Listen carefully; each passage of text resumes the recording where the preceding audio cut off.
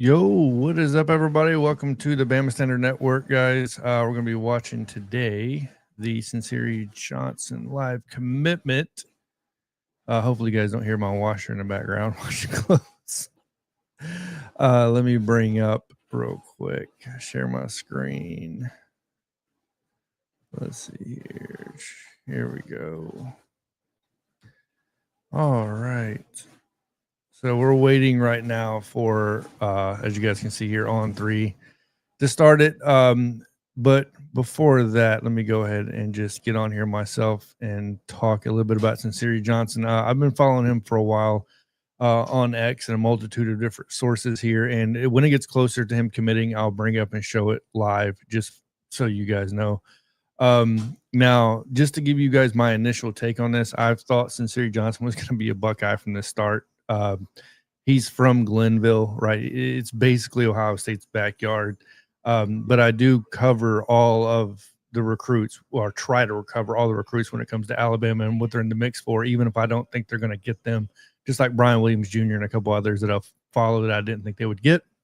But we're here to talk about it and congratulate wherever he does go, because we're not here just to support the team, but these recruits as well. So, but we're definitely getting quite a few people in here already, so I'll get to the comments real quick. But yes, my initial take right now is he's most likely, guys, going to be a Buckeye, but never discount the Tide. We've gotten some people out of some backyards, obviously, most notably California, Texas, right, Georgia, Florida, places like that. It's not easy getting somebody out of Glenville specifically. We've gotten people out of Cincinnati before, right, in the past. But when you're talking about specifically Glenville, that's a lot tougher than you know what I mean. So, but let me get to the comments real quick. So, Al Sherber, Buckeye, yeah. What's going on, Bob Rutherford? Roll Tide, man, and Roll Tide, everybody in here. Roll Tide, Ryan Gunn, and guys, if you haven't already, make sure to like, share, and subscribe below. Even if you're not an Alabama fan, guys. Like I said, I cover recruiting, not just for Alabama, but outside of Alabama as well. Like I said, hopefully you guys don't hear my washer. It's running in the background right now in the middle of all this, in the middle of the day. Yeah, make sure to subscribe if you guys just watch all of it in general. As far as recruiting, I try to do as much as humanly possible here. He's a Buckeye. Go FY Mello. Yeah, like I said, I do believe he's going to commit, but wait and see. You never know what's going to happen here. What's going on, Brinsky? My boy Brinsky from Sharpshooters Podcast. Make sure to go check him out. Make sure to go subscribe to his channel as well. He is on his way to 900 subscribers. As you guys can see here, just look up Sharpshooters Sports Talk. Sorry, he changed the name recently to the YouTube channel. Make sure to go check him out and subscribe to his channel. Roll Tide from Liberty Hill, Texas. Come on down, Cincere. No joke, man. Yeah, let me know in the comments below where you guys are listening from or watching from. I just moved from San Antonio, Texas, actually to Tuscaloosa, Alabama. So, and Robert Hale said, unfortunately, I think he's going to Ohio State. Yeah, I feel the same way. Why do you do this? Greg Hames, what specifically are you referring to? Why do I cover recruiting? Why am I covering somebody I think that Alabama won't get? Be a little bit more specific, and maybe I can answer the question. He's coming down to Columbus. Melo's all in on him going, obviously, to Ohio State. Melo, we already know this, bro. Brock. Give me Abrams over Johnson anyway. Salt and pepper fire. Nick Abrams is fire. Anthony Tank Johnson's another one, man. We have some linebackers lined up too. So let me come up. Brinsky, you want to come in and watch this with me? Let me know. So if you want to roll up in this, man, and do this with me, I'll send you the link. Roll Tide, Tommy Bryan. Let's see here. Roll Tide from Ohio. Robert Hale, where are you at in Ohio? That's my question for you. Oh my gosh. Yeah, sorry if you hear the washer. It's just gonna have to be part of the noise, I guess, today. But yeah, okay, all right. So Brinsky, I'm gonna send you the link right now then to come on in here. I didn't know. I thought you would be busy, but that shows you never know. All right, I'm gonna send you the link right now, brother, on X. So you can come on in here. I'll send it through you and Coach, which I know he won't be able to get on. I know he's at work. All right, Brent, it's on next if you want to jump on in here, man. But yeah, anyways, to talk a little bit about Cincere Johnson real quick, just to give you guys some info, 6'2.5", 240 pounds, linebacker, in my opinion. If he came to Alabama, even if he does go to Ohio State, I think no matter what, he's going to be an inside linebacker position. If he came to Alabama, the chances of him playing Wolf, I don't think were very good. He would be an inside linebacker. He's a big thumper, really, really good linebacker. And I know everybody wants to talk about, well, they'd rather have this person than that person, blah, blah, blah, and all that good stuff. But you know what I mean? Like I try not to do that to these guys. Yeah, and a lot of people are going to be talking about Xavier Griffin on here as well because Alabama is in the running for Tank Johnson. Xavier Griffin, obviously, we're pretty firm on him. Nick Abrams, a lot of Alabama fans think we have a really good chance with Nick Abrams between us and Michigan as well, as he'll be committing soon as well. He had a great official visit to Alabama. Me personally, I think it's between us and Michigan. So let's see here. Tennessee Buckeye. Oh man, that's a rough one. So Blanchester, northeast of Cincinnati. I was about to say because I wouldn't know where Blanchester was. And for everybody in here, like I said earlier, make sure to hit that subscribe button, guys, to the channel.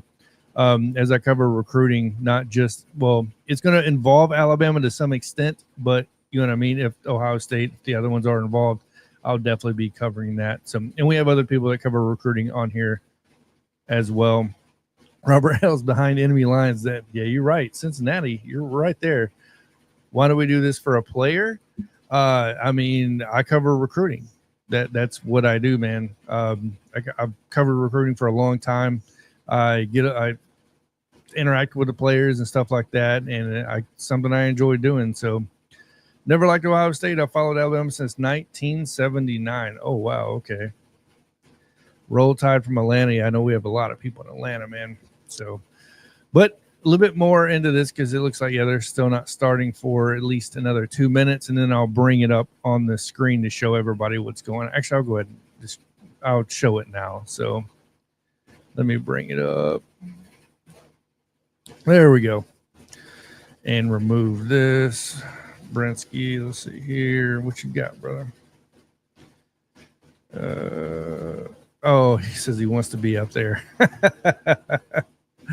I thought he wanted to come on the actual live stream. So Roll Tide from Mississippi. What part of Mississippi are you from, Materius? Yeah, and make sure to follow me as well. Bama at Bama Fan Podcast. Very simple stuff. You can see it on the ticker below or open up the description. Should be in there. I don't remember if I put it in the description in this one, but at Bama Fan Podcast. Make sure to follow the Bama Standard Twitter account as well, at the Bama Standard. That's another one. So to make sure to follow. Anyways, like I said, Cincere Johnson out of Glenville, which is Cleveland. I believe it's Cleveland, Ohio. Let me roll through here. His industry rating updated to a 93.91, which puts him as the number 4 linebacker in the nation. Number 70th nationally. This is going to be between Alabama, Penn State, and Ohio State, as you guys can see here by the graphic. But let's see here. I'd be shocked if anyone's other than OSU. We can hope. I would normally agree with that, but Alabama has been pursuing Cincere for a while, and the relationship he has built with his staff is pretty incredible. Now, do I still expect him to go to Ohio State? Absolutely. Would it surprise me if he comes to Alabama? Not really, right? So, because once again, I get it. Glenville, those players go to Ohio State. I understand that. But there are some other factors, some of the family being in Alabama. You know what I mean? There are factors that can steer Cincere down in Tuscaloosa. So go Bucks. Justin on here from the Bama Standard. Yes, I'm glad you actually brought that up. The Bama Standard will be appearing live at Dothan at the Buffalo Wild Wings. There we go. And on July 10th at 5 p.m. Central. It is 5 p.m. Central. Scheduled to appear in, so Antonio Langham, Dennis Riddle, man, there's going to be a multitude of Bama legends. Correct me if I'm wrong, Justin. Jake Coker and a multitude of others.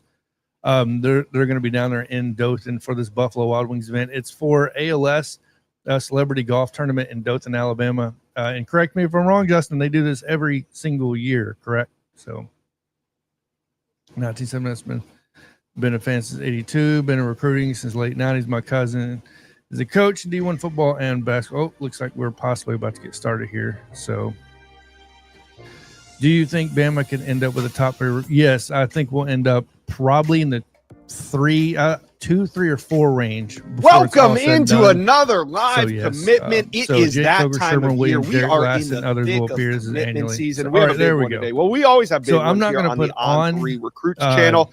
So get locked in. I'm not going to put Guys, on do the me a favor. audio If you because you're hit not going to subscribe, you will get notified when we go live. You never really know when we're going to have a live commitment, but if you are subscribed, you will get notifications as soon as we go live. All right. What's going on? Let's get into who we're here for today. It is Cincere Johnson, elite linebacker from Cleveland, Ohio. Johnson's ranked as the 4th best linebacker in America and the number 2 player in the state of Ohio. I hear you, man. I'm just listening. What's going on, bro? Let me playing that. 6'2.5", 240 pounds, and he's holding on to dozens of offers. But today, we've got it down to just 3, and there's going to be a winner when this is all done. 10th. The finalists, you see him right there on your screen. It's Alabama, it's Ohio State, it's Penn State. I can barely hear you. Before we do anything, it should be coming. Put on the highlights. Now, can you hear me? Love Cincere Johnson's highlights, but the one thing I notice when I watch these highlights, it's my washer. My washer in the background. He's great against the run. He's also great in coverage. Johnson is exactly what you want in a high-level linebacker prospect. I mean, okay. He's out here crushing people at the high school level. Can't wait to see. There we go. What about now? Oh, I can hear you a lot better now because you got it on mute. Okay, we're good. My bad. I didn't know I didn't have it. I didn't I was like, you were just talking. I was like, what's going on? There you go. There we go. So, yeah. So, what Cincere? Where do you think he's going to end up committing to? Like you were saying, man. Good old Glenville High School, Cleveland, Ohio, man. It's gonna be hard to get him out that state. Yeah, I agree. And I know he has family down here and all, but if he goes anywhere, I think Penn State doesn't even have a chance. I would be completely shocked if I think Penn State is just ahead up there. Yep. But it's between Alabama and Ohio State, but I'm giving the edge to Ohio State right now. Yeah, I feel the same way. If we weren't so on him so early and then so intensely, it would be, oh, here we go. Looks like he's committing now. So I can't put on his audio, unfortunately. The last time they immediately took the video down, we couldn't even watch the actual commitment. So let's see here. Tommy Bryan, Bama bound. Man, this would be the biggest steal of the Kalen DeBoer era for sure. Here we go. Oh, I can't find the hat. Oh, here we go. He pulled out an Alabama book bag. He did. Ohio State. Yep, there we go. All right, I figured that's what was going to happen. Yeah, how about oh man, so he committed to Ohio State. Everybody that can't hear you, because he stood up out of the camera. Cincere Johnson out of Glenville does go to Ohio State. That's not a big surprise. Obviously expecting him to go there from the beginning. To be honest with you, we were in the running supposedly, but man, that would have been a hell of a grab to bring in Xavier Griffin with Cincere Johnson. So, but it is what it is. Oh yeah, man. It's no surprise, but hey, man, it is what it is. Congratulations to him, man. Yep. Like it is just opportunity for these guys to get a free education, help their family out with NIL, man. So that's where you feel comfortable at, man. Congratulate them. No doubt about it. So congratulations to Ohio State. Congratulations to Cincere Johnson, obviously the number 4 linebacker in this class, like it shows right there, number 70th nationally according to On3 industry ratings and all that good stuff. So in Roll Tide 67-182, hopefully you heard me, but nothing is definite in this age of recruiting. Yep. These kids flip anytime. Flip. 100%. In 20 minutes, he could take off that Ohio State hat. Well, you know what? I just got y'all 20 minutes ago. Yeah, I know, right? But no, well, I mean, that's all we had for today as far as recruiting. Unless you want to talk about anything, man, I got on with Brody, and as far as Alabama recruiting goes, man, and we got some heavy hitters coming up. We'll talk a bit. That's funny. Mello said he's from Glenville. He's not flipping. No, he's not flipping. No, man. I don't expect him to flip at all. Taylor, I'll give you this one, man. I'll give you this one, but we got a lot more to go, bro. We got a lot more to go. So, like Mello said, y'all getting Xavier Griffin anyways. Yeah, no doubt about it. So, Justin, it's not that deep, Taylor. Oh, man. You want to fight about it? But no, he's a stud, man, when it comes down to it. But like they said, Xavier Griffin and a multitude of others. We got some coming up here soon, actually. I know Xavier Griffin, Sedarian, Morgan, a multitude of others is early July. We got some late June, so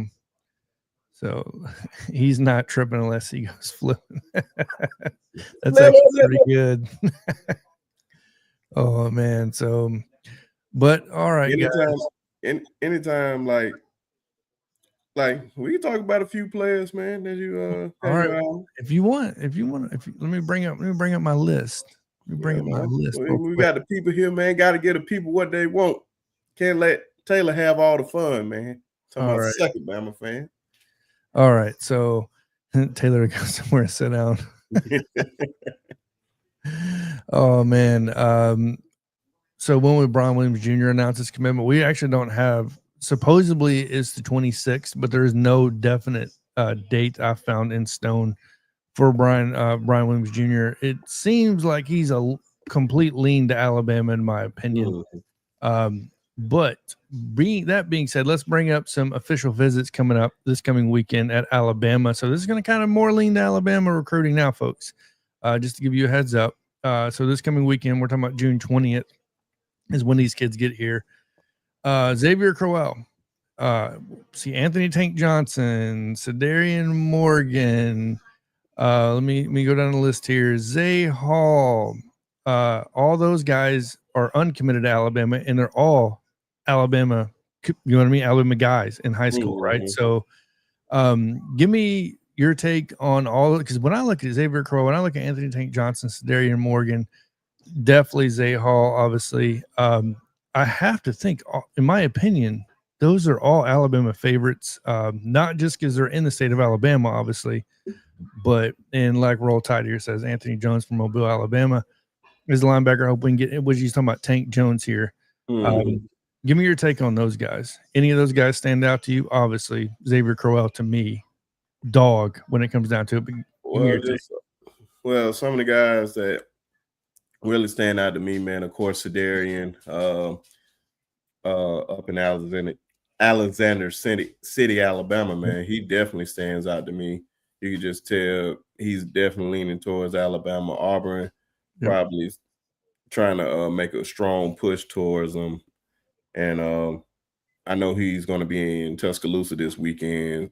So I know we're going to lay out the red carpet for him, man, go full throttle to get him up there to Alabama. Jair Edwards? Jair Edwards. Yep. Yeah, Jair Edwards, man. I'm not going to lie to you, man. I love this kid, but I hardly brought him up. Because at first I think we didn't even have a shot towards him. We were a late offer. We were a late offer to him. Yeah, I understand that, man. But he just like everywhere else he was leaning towards, even Auburn. And he was just like, oh, he's just going to come up to Alabama. And so when he came up to Alabama, like the whole shift changed, man. Like, wow, he want to go to Alabama. So you can literally see in all my tweets and stuff, man, like I was completely shocked by that. And I watched recruiting just as much as you, man. And I was just like, wow, I could not believe it. Whoa. So just with the coaching staff, what they're doing, man, they're just putting a stronghold. Like, we're here. We're here. We got the resources. We got the people around. The family seem comfortable around them. Tank, man, I know Oregon's a contender. Texas A&M is a contender and whatnot. But, man, you could just tell he probably wants to be home. It's just going to be hard to just – it's hard for me to believe that he's going to go out of state, and he's easily one of my favorite guys out of the class. I said it it's always a must get for me in the class. Last year was Deshaun Lee that I wanted the most, and I really want Tank Jones in this class, man. Xavier Griffin seemed like he's in there, but Texas is gonna keep battling for him as well as Georgia. And of course, EJ, man. EJ seems like a lock for Alabama, but I don't want to just say anybody is just a lock for Alabama.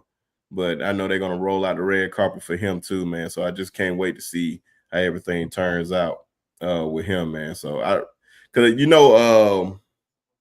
Hayes put out 3 times Bama, and I have yet to see Hayes drop anything. So Hayes is I can't stand Hayes right now, man, because I like right now. Do something. Like like you gonna drop that? I'd rather him not say anything, man. So it was just like a teaser. So he must already got something confirmed. So we'll see. Yeah. So the word I'm getting around everything is going to be there's going to be 3 commitments pushed together, supposedly. And what I'm hearing is Monday. So we'll see, because look, there's been some people misleading some information. Hayes, right? So I'm not pointing any fingers, Hayes, but anyways, no, I'm hearing Monday. We're going to expect up to 3 at one time. So, and in my opinion, when you line up this June 20th list with Xavier Crowell, with Cedarian Morgan, and those 2 especially, in my opinion, and both of those guys have been recruiting for Alabama. So if you don't come to Alabama when you've been recruiting for Alabama, I don't know what else really you would be doing that for. So, but yeah. And then you look at, now I do have a question for you and everybody in the comments, and everybody leave in the comments where you guys are watching from. Give me your city and state where you guys are watching from. It's always interesting to see that. But I want to get your take on something real quick. Jet Tamala committed to Alabama, right, which gives us 1 QB in this class for 2026. 4-star. He made the top 4 for the Elite 11 finals, by the way. Not a scrub. Has great arm talent, great arm strength, all of this good stuff. But then we turn around and we offer another quarterback, Taden Kawa, who's taking an official visit to Alabama out of Honolulu, Hawaii. Obviously grew up watching Tua Tagovailoa and all those guys. He was just offered June 11th. We were possibly not even going to offer one single quarterback or receive one single commitment from a quarterback this class. How much? I'm trying to piece together. There has to be somebody leaving, right? You can't have Ty Simpson's not a senior. He's not a guaranteed person to leave this year. If he comes back, you would have Ty Simpson, Keelan Russell, you know what I mean? Austin Mack back again. Now you're having Jet Tamala, and now possibly Kawa. So what is the mindset here behind possibly having 5 quarterbacks on scholarship in on this roster? It's gonna be I'm not gonna lie to you, man. Appreciate that, James, man. Appreciate that. I'm gonna get back to your comment in a minute. But yeah, man. I don't think Austin Mack is gonna be here next year. I just don't see it. If we expect Ty to do what we expect Ty to do, and then we have Keelan Wayne in the background. Yeah. And with a year under his belt, I don't expect him to play as much in his first year, but the second year, I expect him, if Ty balls out and he goes to the NFL. If he balls out, he's going to the NFL. Yeah. And then it would be like lined up for Keelan and Matt. And I feel like Keelan is going to take the Bulls by the horns and win that starting position. I just don't see Austin Mack playing at the University of Alabama. So that leaves, now you're down to you got Jet, Keelan, and you may get a transfer in there, but I just definitely see them 2 on the roster next year. Yeah, no doubt. So, like, I know Kawa has been offered, but another thing to keep in mind, folks, is when you get offered, that doesn't mean you have the green light to commit, right? So you can be offered and the university tell you to hang on. You know what I mean? So that happens actually all the time. People don't realize that is, why are we offering these kids and not letting them commit right away is because there's a lot of things in work. There's a lot more to this than we probably realize. But moving on here, JB out of Charlotte, North Carolina. JB, what's going on? Yep, QA out of Florence. KJ. Yep. And then Justin on here doing his promoting. He's a marketing major, I sort of guy. He can tell me all he wants what he majored in. Alabama legend Lamont Russell, will appear on the Bama Center next Tuesday night at 6 p.m. Central. Shout out to Justin, man. I ain't seen my boy in a minute. Yeah, man, I haven't been on here in a minute, bro. It's been so much going on. But Wyatt Jackson out of Memphis, Tennessee. M-Town. Living in Fort Wayne, Indiana, originally from Marion, Alabama. Not too well. J. Mills. So you down there about, hey, man, I didn't know you were down that way. Like I said, appreciate that comment, James. Yeah, I'm trying, man, trying. We'll get to that here in a second. I'll let you speak on that. Mac is leaving and Ty will hit the portal or NFL. Ty is not going to hit the portal. I'm telling you right now, you don't sit somewhere for going on 3 years sitting, starting on year 4 to leave. He'll go to the NFL, right? If he balls out, like you said. It sounds like they're banking on Ty having a big year, moving on to NFL. That's exactly, honestly, what it does sound like. When are we going to get some commits? Our commitments really, I personally didn't think Cincere was going to commit to Alabama. I think we're really going to see ours start around June 26th. Keep that date in mind. June 26th, we have 2 coming up. It's going to be Xavier Crowell has his commitment on the 26th, and Max Sutter has his the 26th. And you're going to have them come in between these dates because there are plenty of guys that haven't even set commitment dates that will just commit whenever they want to. Yeah. So, and Jeff Merriman, horrible decision. I'm assuming you're talking about Cincere Johnson here. Brinsky tell coach at KJ and Marcus, what's up? I got you, bro. Let's see here. I've seen Brinsky on here. Look, don't be lying, Justin. Look, don't be on here telling me. Seguin, Texas, man, originally from York and Livingston, Alabama. I was right down the road from Seguin. I was in San Antonio. I just moved here June 1st to Tuscaloosa, so I was right down the road from Seguin. Jermaine Ty Simpson started. He is gone. Yeah, he's gone after year 1. I kind of agree with that. Piano Man, what's going on, brother? Piano Man, our brother.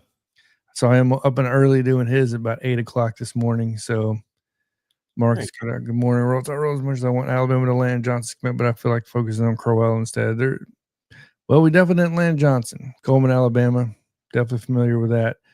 He did commit. He committed to Ohio State. So now we're talking about Alabama recruiting from this point forward. So in case you guys didn't hear, Cincere Johnson did commit to Ohio State. So with that being said, tell us about the interview you just actually did on your channel a couple of days ago. Oh, I actually did it last night. Yesterday, my bad. So, yeah, man. My guy, Dylan Purter out of Tuskegee, Alabama, man. One of the top players in the country. He plays, pretty much plays it all. Boundary safety. Boundary corner, safety, box safety, anything you need him to play. He's gonna play a little running back this year just because, but he's gonna play safety at LSU. He committed to LSU and he shut down his commitment because that's where he want to go, man. He wanted to appreciate that, KJ. Yeah, man, it was a really dope interview. A lot of people got to know him. And one thing I learned, like I wanted Alabama to offer him so bad, but he never wanted to stay in state. So I kind of laid that to rest. I was like, oh, so it didn't matter if Alabama came or not. Maybe they can change his mind if they do offer him late or something, or try to come get him. I don't know. But he seemed like LSU is the home for him, man. So I'm proud of him. And we definitely got some more big time guys coming up very, very soon, man. So y'all stay tuned. Can't wait for other ones to be announced. All right, so make sure you follow me at Bama Fan Podcast on Twitter. Make sure, because I need to do the plug for Justin. Justin's, as I can't talk here, Bama Center will be appearing once again, Buffalo Wild Wings, Dothan, Alabama, 5 p.m. Central. It's July 10th because he forgot to put the date in there. Slacking, Justin. Slacking. Antonio Langham, Dennis Rodel, Jake Coker, a multitude of others are going to be there for autograph signings and a bunch of other stuff for the I forgot what exactly the celebrity golf tournament is called. Justin, please put that in there because I can never remember the exact name of it, but I know it's for ALS. And I may make it down there too, Justin, for real.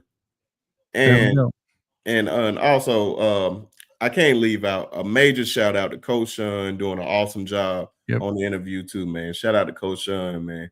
Always looking out for me, man. And with that being said, shout out to everybody at Ty Hayes, right? So everybody, Piano Man, Coach Sean at JMHO Sports Talk. You want to put the link for you in the chat too, man? So let's see here. Here it is. Sorry, before I forget. K7 Foundation Celebrity Golf Tournament. I can never remember the full name of this. So if you guys look that up, you'll find it in Dothan, Alabama, July 10th. So, all right. So let's see here. Coach SPH. Brensky, you know him? Who? Coach SPH. That's Coach Sean. Is that Coach? Is it? Oh, yeah, it is Coach Sean. Yeah, that's his former player, man, KJ. Oh, I did not know that was his former player. Mm-hmm. There we go. Oh, man. All right. Man. Coach Sean, dope, man. Really dope cat. Really stand up, brother. All right. So, with that being said, let's move on down this list real quick. We'll talk a little bit about. He said it's hosted by Alabama legend and two-time All-American Kevin Jackson. There we go. Yeah. It's definitely going to be something you're going to want to attend if you're a Bama fan. So may have to make my way down now. I'm telling you. Everything's on every Justin's paying for everybody, right, Justin? Everything's on you. Hey. Oh man. Don't threaten me with a good time. Let me get 30 shots of Hennessy. Oh man. 45 bottles of Douce. You trying to go in, man. Hey, if he paying for it. So another big commitment, like I said, Max Sutter is coming up June 26th. It seems like we're hitting these tight ends pretty heavy now. Shout out, man. Obviously another one in here. Boy, Jason, man, what's going on? Let's see here. Yeah, all the same sport. Going to OSU. JT's covering the tab since it's in his backyard. Oh yeah, JT isn't. He actually is in Dothan, right, Justin? He lives in Dothan. Yeah. So I didn't even think about that. Yeah. So we'll have to hit up JT, and now that he has a big TikTok following, he can cover it. I'm sure. He can more than cover. But talking about Max Sutter here, we're really targeting these tight ends. It seems like moving forward. Obviously, we have Caleb Edwards coming in from this past class. We're talking about possibly having 3 tight ends, all 6'5" or taller, by the way, all vertical threats, great hands, can run routes. This is starting to become a scary situation for anybody that has to play against Alabama's offense in the near future. So, and yeah, he is from Dothan. That's what I thought. But yeah, and we got some good stuff coming up. So let's see here. Maybe this is one of 3 that Hayes was talking about. I don't think Hayes would have thought about Cincere going to Alabama. Cincere did already commit to Ohio State. Respect to Alabama stand. Respect to Brensky and John. Appreciate it, man. Oh, yeah, man. We definitely going to be watching you, man, this year. I need 7 touchdowns. So 7 plus. We need 10 touchdowns. What you talking about? He can get a 10. Woo, put it on. Put it on. Get him set it high, bro. You're right. 7 is high, though. But 10. No, Brock, so what is Brian Williams Jr. going to do? I believe he's – I'm not saying he's a lock to Bama, but I definitely feel like Brian Williams Jr. is going to end up in Tuscaloosa. So drop your link. See, I'll drop it in there real quick. Let me bring it up for you. Oh, I guess you're talking about for the channel. Yeah, I'm bringing up your channel now. Other people. Oh, yeah. James always showing love, man. Appreciate it. Now, hopefully it goes through. I don't know if we have links blocked on this channel because we have spam. No, I guess it did go through. Yeah, at one point, there was spammers that were dropping links. So, yeah. But, yeah, man, that's my channel. Oh, appreciate that, Justin. Well, that was me. Okay. I did it, but yeah, because I'm logged into the StreamYard. Oh yeah. Dustin will also comment, so you have to differentiate. So that's why I was so confused, man. But yeah, man, appreciate that, y'all, man. You had a link right there to the channel, man. Y'all subscribe to the channel. On the road to 900. We talk Alabama football, so it's just another Alabama channel. So if you guys want to come on over. You see my boy John over there. Because once I seen him out the cave, man, I just wanted to hang out with him. Oh my gosh, dude! Yeah, I was surprised. I was like, "What? You gonna come on?" This better not be no OnlyFans. It's for OnlyFans for YouTube. We talk basketball and all that. We talk college football and all that, and Alabama football a whole lot, man. So y'all come on over, man. Roll Tide to all of y'all. Kevy, what's going on, man? Roll damn Tide always. Effie, what's going on, bro? Easy. I think the Hayes 3 are Darian Morgan, Xavier Griffin, and Xavier Crowell. If they would all land on a Monday, I don't think it's Sedarian because Sedarian is in July. And he's not moving from his commitment date. And I can tell you why. I believe he said it was his mom's birthday. It was the day his mom found out she was pregnant with him as well. Mm-hmm. There's like days that specialized on why he was committing on that certain day. So I definitely don't think he's coming off that day whatsoever. Mm-hmm. July 2nd. That's the only reason I have July 2nd memorized for him, actually. Not the only fan, Justin Wild. Bro, that's funny. Let me bring up some more headlines. Maybe we can talk. He doing me wrong, man. Justin, my guy, man, but he doing me wrong, man. And make sure. My fault. No, you're good. Let's see here. Make sure I got a new channel started as well, Bama Fan Podcast. So make sure to check that out. Yeah, July 2nd is Morgan's. That's kind of mad at you. You mad at me? Oh yeah, and I got a TikTok for Sharpshooter Sports Talk too. I'm mad at you because I wanted to be on there. What? Yeah, man. Anytime you do stuff, man, I want to support you, man. You always support me. Why can't I support you? Can I support you, brother? I got you. Let's see here. My Hayes comment was about the tight end Sutter. Okay. Sutter, not Johnson. What up, fellas? What's going on, man? ESGB, what's going on, my brother? He said you're a part of the family now, Brinsky. Hey, man. It's felt like home for a long time, man. Appreciate it, man. True. All right. So yeah, I know. Ever since me and Brinsky talked for the first time, it was like then Coach Sean, obviously. Oh yeah, man. I wonder. It could be that wide receiver. It Brian could be Williams Jr. Or it could be Edwards. Do you think Jairi Edwards?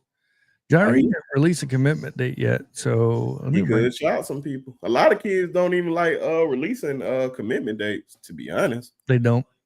They just say, "I'm just going to commit."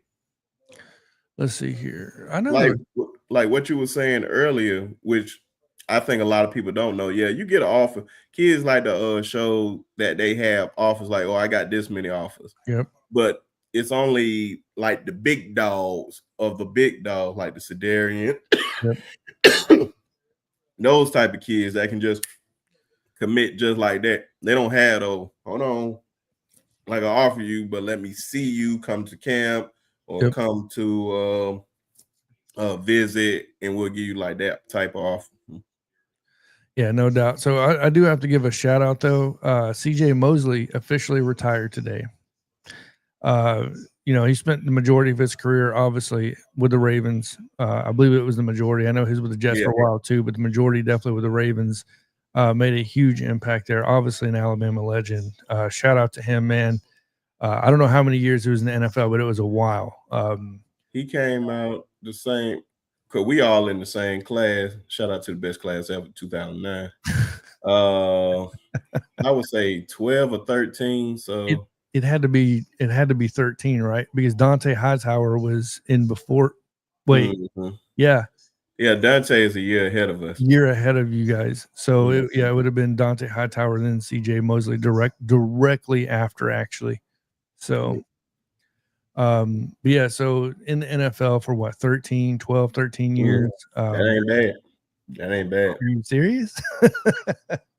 Went to a couple Pro Bowls, obviously. Man, he had a really good career. So, yeah, like Roll Tide says, CJ is most definitely a Bama legend. Yeah, I saw he officially retired as of this morning. But let me bring up, see what we got. We got any more college football news? He probably played in the hottest era of Alabama history, man. Because I know I had some friends to go to Alabama freshman year, 2009. Of course, Trent, like CJ Mosley and all those guys.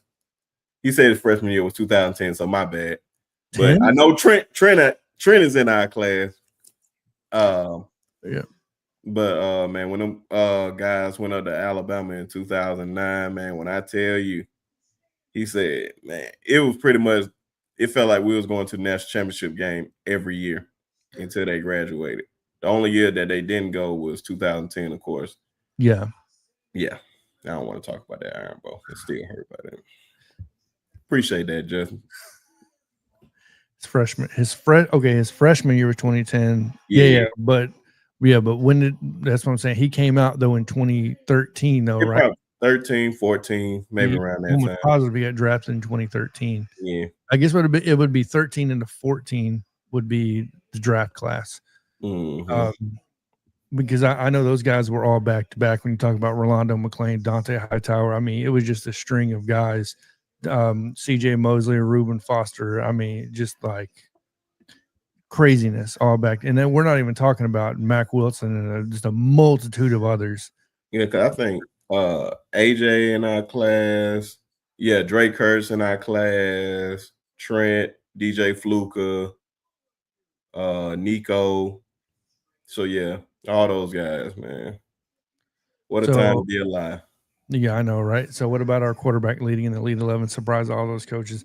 I don't know if he's an elite. I know he placed 4th on day 2. I know he made the top 4 for the finals. I do know that.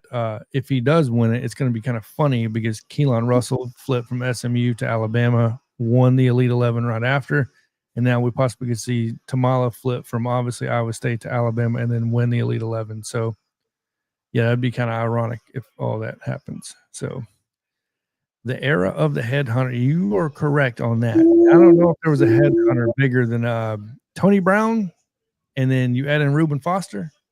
Man. Killers, man. Killers. Yeah. Real life killers on the field. I miss seeing Tony Brown taking off his shirt and walking through warm-ups of the opposing team. Man, that stuff. Yeah, man. You got to have a little screw loose back then, man. Those guys were different, man. Yeah, they were definitely. I mean, you're talking about Landon Collins. You know what I mean? You even talking about Eddie Jackson. Those guys, like, he goes even to the guys that weren't blasters, right? We were talking about Javier Arenas, the tool guys, right? So one of the best punt returners, in my opinion, for Alabama. Not just a great corner. Played for a while for the Kansas City Chiefs, obviously. Did you say one of? I said, one of. You need to drop that. What's I'm that? talking about one of. You need the. Yeah. No, I got you. So, I mean, don't get me wrong. We've had some great punt returners in the past. During the Saban era, yeah, hands down.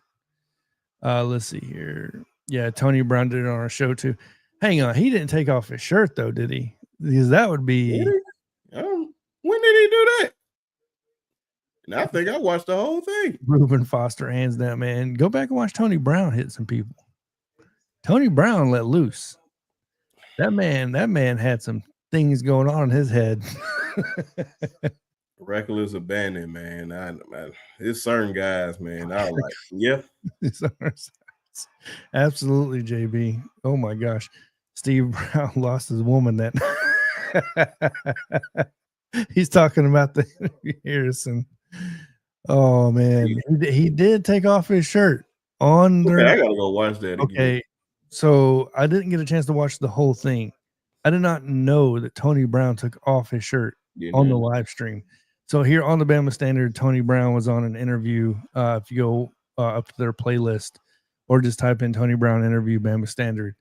Because at the very beginning, he was talking about how obviously he's mellowed out, kids, wife, family life, like a Zen type lifestyle, right? So, and for him to pull off the shirt, I guess he had to do it one last time. CJ Mosley was before his time. Everyone wasn't. Yeah, he was immaculate in pass coverage to my CJ Mosley. Crazy, man. Cyrus Jones. So yeah. I didn't really see side hitting. Shout out to my cousin Jason. He said he definitely took his shirt off. Yeah, man, how did I miss that? It was because it was towards the end. Oh man, that's why. He has a Donatello staff on the entire. Yeah, he did. He definitely did, Jason. That's one of the first things I noticed when he got on. I'm like, is this the same Tony Brown that I watched play football? Yeah, fighting out the D lineman. Yeah, he was. Man. And there's some guys that really had their screw unloose, man. Ruben was just different. One play I just cannot get over. When Ruben hit Deshaun in the second national championship, and he went helicoptering in the air. Oh, yeah. How did he not drop that ball? I was like, my goodness, man. Because he sidestepped to avoid a hit with somebody, and it lined him up with Ruben. He got clipped, and then Ruben kind of just finished him off. It was ridiculous. The ball would have been let go out my hand so fast. Between that and the hit he put on Leonard Fournette on the kickoff return. Oh my gosh! Well, he did that to a multitude of guys.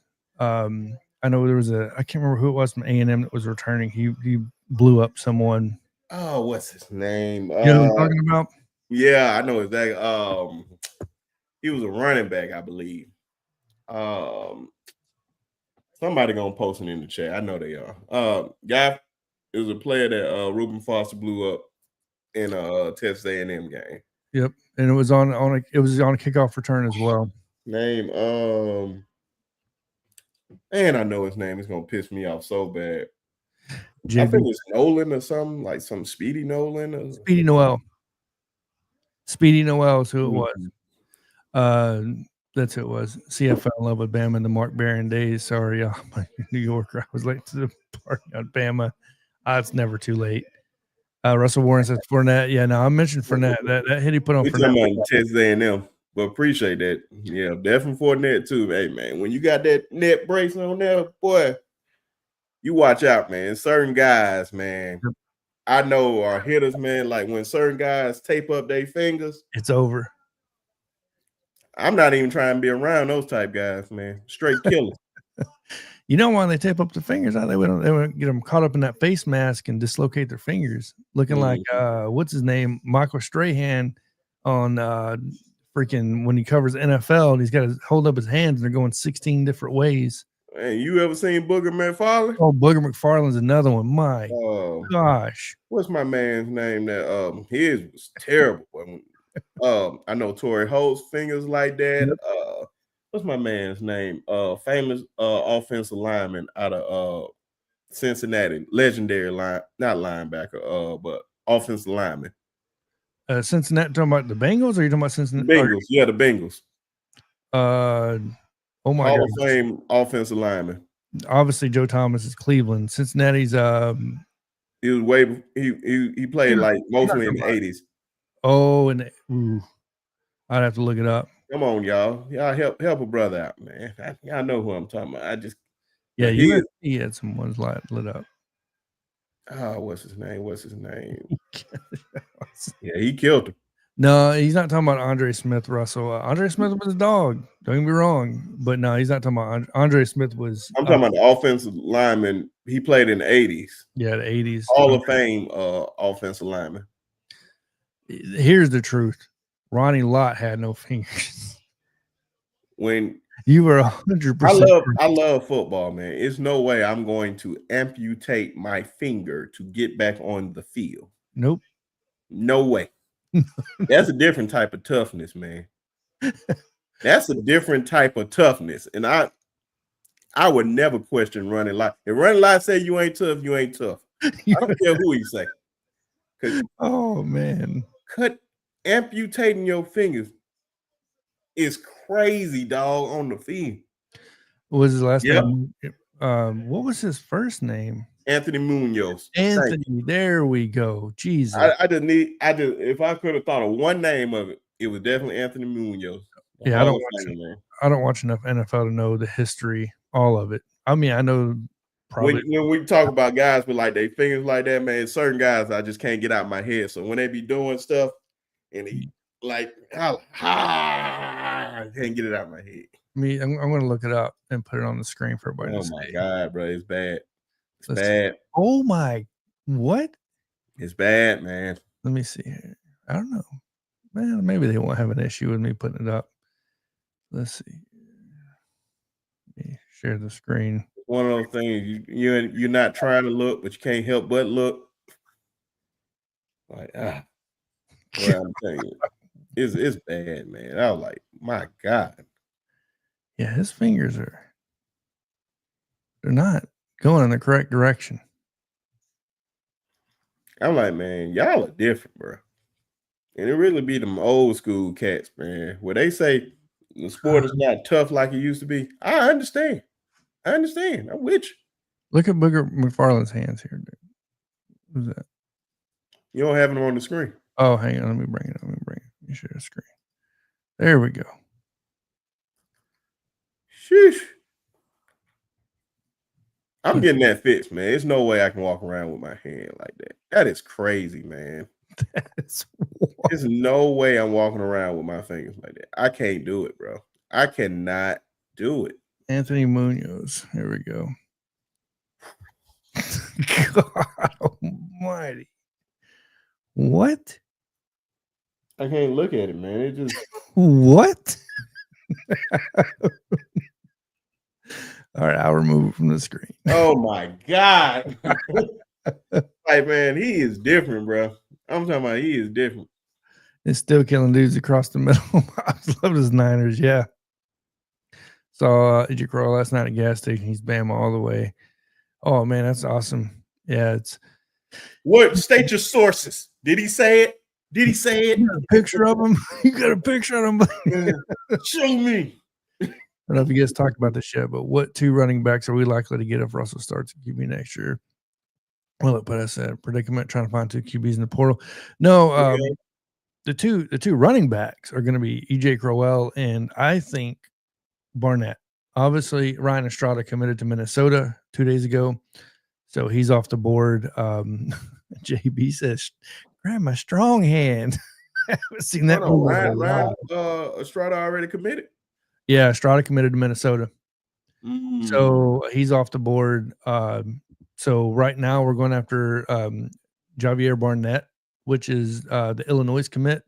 We're thinking he's gonna flip. So, but yes, for everybody, Estrada committed to Minnesota. So I'll bring it up and share that now, actually. So let me bring it up and then I'll share it. That's great. Estrada. Let me put it back on the screen here. Here's Ryan Estrada committed to Minnesota. That is so random. Yep. So it's straight out of Texas. It's crazy. Yep. I think it has I don't know what it has a lot to do with. I know we were heavy on Ryan Estrada for a while. The dude had like a sixth gear. Ridiculous. So EJ's dad's a diehard Bama. Yeah. I think the two main running backs this year are going to be I think he's talking about in the recruiting. Now, if you're talking about main running backs, obviously we're talking about Jam Miller and Richard Young. You're probably going to see a little bit of Draylon Washington when it comes to near the goal line, maybe Daniel Hill. Just how big those guys are. He's talking about next year. I think he's saying, like, you basically saying, like, after this upcoming season. What two running backs are we likely? Well, he's saying, but what two running backs are we likely to get? And if Russell starts at quarterback next year, will it put us in a predicament trying to find two QBs in the portal? So to answer the portal question first, as far as getting two quarterbacks, no, sorry, it's covering your face. As far as that goes, I don't think it's going to be an issue. The reason why I'm saying that is because we just got Jet Tamala, and then we're also going after Kiowa as well, which was Hawaii, or he's from Honolulu. He was heavy to go to Hawaii, but the moment we offered him, which was June 11th, he was an instant prediction to go to Alabama. So I have a feeling we're going to end up with both Kiowa and Tamala in this class. And we already offered a 2027 quarterback as well. Mm-hmm. So I don't think we're going to be lacking on the QBs anytime soon. And when you think about the scholarship limit with the NIL error, I don't know if you saw this, but they released the amount each team. Greg Byrne came out and did a press conference on what Alabama's going to do with their revenue share money. Did you get a chance to watch that or no? Oh, I haven't watched. So Greg Byrne came out and said that Alabama will pay revenue sharing to only the 6 ticketed sports, which is going to be football. It's going to be men's basketball, women's basketball, softball, baseball, and gymnastics for Alabama. So those 6 sports will all receive revenue sharing, which is not going to be $20.5 million, which most think. It's actually $18 million, because every single university that signed the revenue sharing contract will have to use $2.5 million towards new scholarships. So to prevent the holdover, right? To prevent the 6th-year senior crap going on. That's it's going to prevent that from happening, essentially. I like it. Behind it. So I like it, man. It's just some type of structure to it. Just give us something. Yep. Like we talked about, man, get some type of board of directors holding this down. I don't think you want to mess around in this era with cheating wise, because I believe it's going to really be costly towards you. With who they got running the pro? Yeah. And you put me on. I did my research on the brother. Yeah. Don't mess around. I'm telling you, the dude, he will definitely mess you up a little bit if you step out of line. But he said yes, the recruits. So he's talking about the 2 recruits he thinks we're going to get this year, and the 2 recruits, like I said, I already think it's going to be EJ, obviously Crowell, right? So, and then Javier Barnett. I think the Illinois commit's going to end up flipping to Alabama, in my opinion. Of course, we also have, oh my gosh, what's the other guy's name? Mallory is another one that Alabama's going after. So we're after 3 right now. We're going to get 2 out of the 3 is the prediction. Kiowa was a late offer for QB. June 11th, we expect to actually bring him in as well, along with Jet Tamala, because Matt Ponatoski looks like he's going to be out west. He just won Gatorade Player of the Year, by the way, for his state out there. So he'll probably end up out west somewhere. I think UCLA is the favorite. So I can't remember off the top of my head, but I like you, Russell. I like you. You say you like Russell? Yeah, man. I'm mostly agreeing with everything he's been saying. Like, yeah, man. I like you, dude. We've had better running back rooms a lot, but yeah, no doubt about it. I think this year, though, Jam Miller with Richard Young will complement with Ryan Grubbs calling the plays. And look, I have nothing against Nick Sheridan. The reason why I'm saying this is because Ryan Grubb runs a zone running scheme, right? That favors Jam Miller a little bit more. It favors Richard Young a little bit more, right? These guys can do that one cut, get downhill as quick as humanly possible, versus trying to dance around. That's the one thing I like Najee Harris. But the scheme they had him running in, that's why people are like, why is he bouncing around? Why is he bouncing around? I'm like, he's not necessarily bouncing. He's trying to be patient, because at the time we were running a gap scheme. And when you're running that type of scheme, you have to wait for the gap to open up, and that requires you to dance a little bit. So, yeah, Richard Young, all-purpose back. You're going to see a lot of catches out of the backfield from the running backs this year for sure. Yeah, man, we definitely you're going to see a lot more running, a lot more balance in the run pass offense for real. We're going to definitely see a lot more balance. All right, so and I answered that question all the way through. Anthony Ant Davis, do you think we can pull? I got him as an Auburn lean, not Alabama. What is your take on Anthony Davis? See, I stopped watching him for a minute. I say if we get Xavier Griffin, more than likely we're going to have Xavier Griffin play inside, because he pretty much like a Jahad Campbell type. You can have him outside or inside. And I believe we get him there with maybe somebody else. I believe Ant goes to Auburn. I believe he's an Auburn lean right now, just based on like I said, I haven't kept up with him in a second, but just based on everything that we've been pushing towards, I don't see him even being with this Alabama class. But things can change. I think he's on a visit this week, so something can change. Mm-hmm. Yeah, I feel the same way. I feel like Alabama's going to get Xavier Griffin and Tank Jones. In my opinion, that's who we're going to end up getting. I think we lose Ant because of that. Not lose, but I think, he goes to Auburn. Yeah. I feel like, there's a couple in this June 20th visits that we may not get, that we're kind of behind on. Not necessarily top names, but when you're talking about, like, I think we get Laziah Jackson. My God, who would have told, if you would have told me a year and a half ago when Kalen DeBoer took over this program from Nick Saban, that Kane Womack, Mo Linguist, which by the way, I was not big on, you know what I mean? Because I didn't know much about Mo coming from, I believe, Buffalo is where he came from. And then you're talking about Morrell and these other cats. And I'm like, you're telling me we're going to bring on Dijon Lee, Ivan Taylor, Jordan Edmonds, like, the list goes on and on and on. And now we're talking about Alabama's strength being possibly the defense. When all we heard for the past 6 years, the defense, maybe even 7 years, the defense has been lacking way behind the offense. And now we're talking about the DB, not only just the defense, but the DBs, which is what Nick Saban specialized in, by the way. He was obviously coached up the DBs. That being the strength of this defense is mind-blowing at this point that this staff can put together these type of recruiting classes. So anybody that says Kalen DeBoer and Courtney Morgan and this staff can't recruit doesn't pay attention to anything. Literally anything. Because Courtney Morgan may be the most valuable person outside of Kalen DeBoer on this staff. Man, the thing is, man, I think I said this many, many times on mine, and I believe on here too, man. A lot of our fans are spoiled. A lot of them really haven't experienced the losing for the most part. They forgot losing to Auburn 6 straight years, because I don't. I remember how terrible that was, man, going to school, even feeling that way, man. Elementary school and middle school feeling that way, like, bro, are we ever going to beat them? Are we ever going to be great?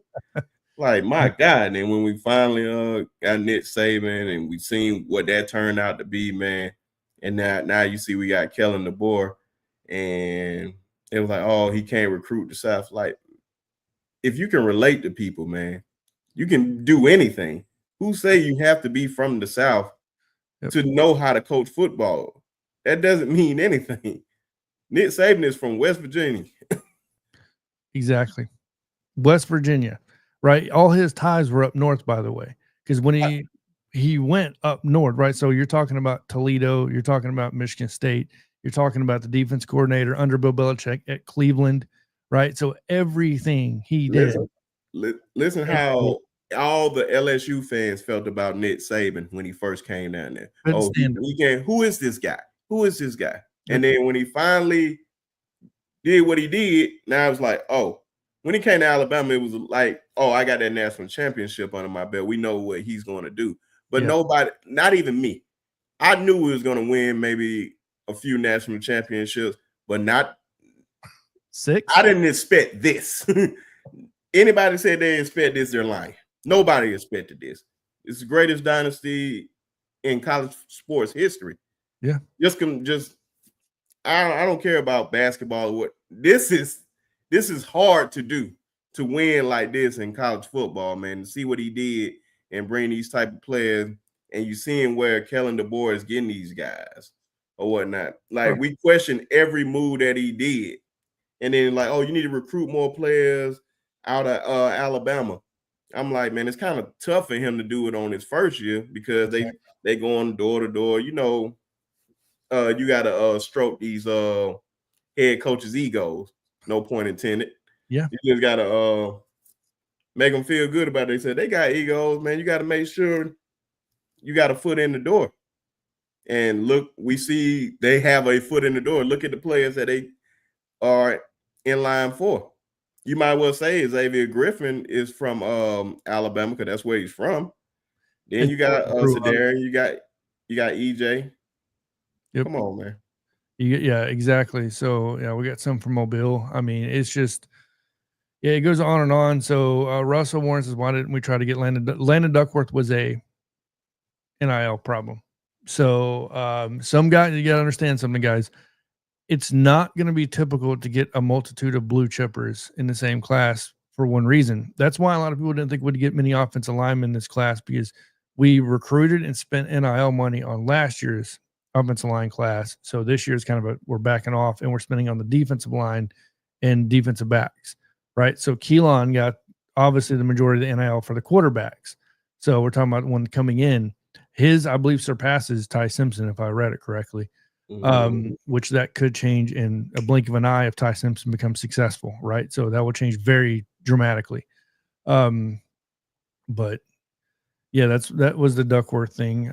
Grub loves 12 personnel. Yeah, he does love 12 personnel, and he loves leaking the tight end, by the way, down the seams. He is really good at moving you around with that pre-snap fluff. And the moment your linebacker is caught out of position on those seams, good luck. Because they're usually streaking, and these tight ends that he uses are not your blocking tight ends. These are your, you know what I mean, Caleb Edwards. This year, don't be surprised if you see Isaiah Horton line up in the tight end spot. You're right. So you're talking about 6'4.5", almost 6'5" wide receiver streaking down the field like he did for Miami at the end of last year. So, yeah, man, what this coaching staff has done, all they got to do is produce on the field. And the rest is history, man. Yeah. Because the way they bringing in prospects, the way they are, nobody expected them to do it like this. I figured they would. I just knew one thing. Look what they did at Washington with the little resources that they had at Washington. Oh my God. Now you coming somewhere where you have a lot of resources and you're a great developer. So they were developing 2 or 3 stars to what they are. Imagine what they can do with 4 and 5 stars. And we're not even talking about Gillespie and those guys that have been there. Come on. That is just like, it just continues, man. The run just continues, right? Right. So Roach, when you're talking about, like I said, Mo Linguist to me has impressed me since the day he got there. It was a big question mark for me, and the big question mark wasn't he can't do it. The big question mark was I need to see it done, right? So as a fan, the development to improve or improve through the season. I don't know what argument you can make other than Alabama possibly was the most improved defensive team from week 1 to week 14, right when the season ends. It would be hard to make an argument of a team that improved more than them on defense than anybody. And I know people are going to say, "Oh, the Oklahoma lost 24-3." No, that was not on the defense, right? So anybody that watched that game knows that. We're not going to get into this blame game, but that is definitely not on the defense. So, and your defense can only do so much. And yes, Nick, our defense is definitely loaded. He got Mark Ingram actually from, I believe, Michigan State. He flew up there in his little private jet. I say little private jet, like I got one. Hey man, you just gonna do the private jets like that and let me ride on? Yeah, I know, right? Private jet. I definitely don't have a private jet. A private jet, man. I got a private car. But no, in all seriousness, private jet, man. Yeah, I believe he was committed actually at the time to Michigan State when he flew up there and got him. Recruiting is not slacked up at all. Definitely is not his tight end our weakest spot. Tight end, because of injuries right now, it is our weakest spot. There's no denying that, I think. Yeah.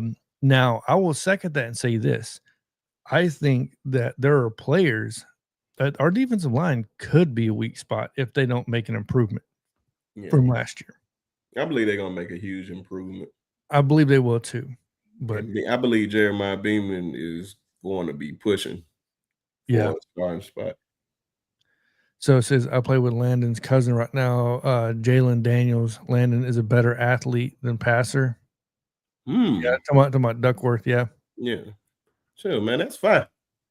So, and there's no doubt Landon's got talent. I don't think anybody's going to deny that. the thing about it is I keep telling people you can't get them all, man. Can't get them all. That's all there is to it. What's going on, Coach Carl? Brother from another. My man. So, no surprise, he chose Ohio State. Alpha Dog, talking about Cincere Johnson. I think we couldn't stop run when needed, and that had a lot to do with the defensive line, right? So we were out of position. And the formations. Yeah, pretty bad. James Smith going to be the dog. Dude, James Smith last year when he was on the field. Man, what he going to be on the field? I expect All-American type play from him this year. He was getting after the quarterback a lot more than I thought he was. Because when you look at him, you're like, there's no way this dude's going to be like a 3 technique, getting after the quarterback style defensive lineman. And then he lined up and was like, okay, clearly. But I've never seen this style of offense ran on, I've never done this much study on it. Bishop, what's going on, man? We have a competent QB that can run Grubb's offense. Once again, I'm not going to sit there and dog Jalen, but do I think Ty Simpson is more suitable for this scheme? Probably. I definitely will agree with that. He's a better passer, man. That's really all it came down to last year. Yeah. I love Jalen. Everybody's on our roster right now is a better passer. He's the better athlete, but they are better passer. And Ty Simpson is not a statue. Let's get one thing straight. He's a dual threat quarterback that can run. But Russell, I was on it, man, until you said this is some big words. He reminds me of Quinnen Williams. You gotta show me. You gotta show me. We're talking about a top 3, if not top, defensive lineman at Alabama. Period. Dot. Like talking about Quinnen Williams. We did a whole list. Oh, I know. No, I was like, hey man, I gotta see it. He has the potential, yes, but I have to see it. So, Travelpreneur here. What's going on, man? Roll Tide, brother. Travelpreneur, what's going on, brother? Bishop, man. Appreciate it, man. Appreciate all you guys. In the comments, let us know where you guys are watching from. Let us know if you guys have any questions. We can talk about some stuff. Anything you guys want to like and subscribe button. Come on. Show your love. Subscribe. Make sure you go over there and subscribe to John's new channel over there. We still had the Bama Standard. Shout out to Justin. Yes, definitely. Sure you guys hit the subscribe button here and all that, man. Show your love. Shout out to Marvin Constant, who is on vacation right now. Shout out to Marvin too. So Marvin Constant, Smoke Dixon, all those guys putting in work. Daniel Petty be putting in work. I know Justin be putting in the work, right? Daniel Petty be putting in work. You know what I mean? With those guys, JT, JB, Herb, Raj, all those guys, man. Make sure to check all them out on. Coach Sean, JMHO. Check them, all those guys out previously on Bama Standard. Herb Mirage, I know, has their own channel as well, so make sure to check out them. Herb Mirage podcast for TikTok, YouTube channel. Let me know if you guys have a Facebook, if you're watching this or not. Long Run with Piano Man, obviously. Coach Sean, JMHO, Sports Talk, obviously Ty Hayes, Around the Table Sports. Jason Watkins, obviously, HOF Media. Oh, my God. There's so many people. Kangaroo Black. Yeah, I just put me in the chat just to be funny. Me. My gosh. No, I was being funny. Funny. Way Offsides, that's another one. They're in here right now, Way Offsides. All those guys, man. Yeah, man. I had a great show Sunday too, man. Yep. I love the interview with Xavier Griffin. So definitely tuned in for that one. So let's see here. Center, Alabama. Man, I was right. So you lived right now for me as well. I'm from Anniston, Alabama. I'm in Tuscaloosa now, but I lived in Anniston, which is right down the road from Center. Well, I say right down the road, but I believe it was like 30 minutes from Anniston. Man, I've been in Alabama most of my life, bro. It's certain places that I hear and I never heard of it in my life. Center is small. It gotta be. Center is really small. I'm telling you right now, it could have been worse. You could have lost in Syria to Tennessee. Oh, Troy. Yeah, you're right. Look, I don't mind not getting Cincere Johnson. I'm still going to cover the guys and hope they come. You know what I mean? So, yeah, and I knew that Way Offsides. Thank you, of course, man. From Oxford, I'm from Anniston, which is literally directly. Man. Yeah, I'm right next to Oxford and Anniston. We played you guys way back. So let's see here. Ever heard of Whoa? I have not. Whoa, my man. I've heard of a lot. Look, you talking about small cities? Look up like Wetumpka, right? So Wetumpka is, and the only reason I know about Wetumpka ain't small. It's small. Wetumpka is not small. I know small. Short Alabama is small. Oh, Union Springs is small. Yeah, I guess you're right. But I'm so used to living in San Antonio now, man, and now moving back to Alabama, I got to get used to it being so small. Since we talking about small cities real quick, I know when I was down at the Senior Bowl and my wife made it down there, we was heading to the game before I went up to the press box. We were looking up small cities in Alabama. I don't know how we got on that topic. That what reminded me of that. It's some part of Alabama, and it's like, I think it's like 27 people. What? I'm just paraphrasing. It's a very, very small. I think it is that small because it was. I think we're looking at like population and income, revenue, and all that stuff up there. I can't remember what it was. I'm gonna have to look up that list. So land wise, Silver Hill, Alabama is the smallest town in Alabama. There you go. It's 1.197 miles. What's the population? 706. Oh no, man, that can't be. It's ballooned now. It's 1,923. Now let me look up smallest population. Okay, so that wasn't small. No, that was land. That was land. No, because it was one way small. Here we go. Smallest land pop is Oak Hill, and it has 14. No. McMullen is the smallest. My bad.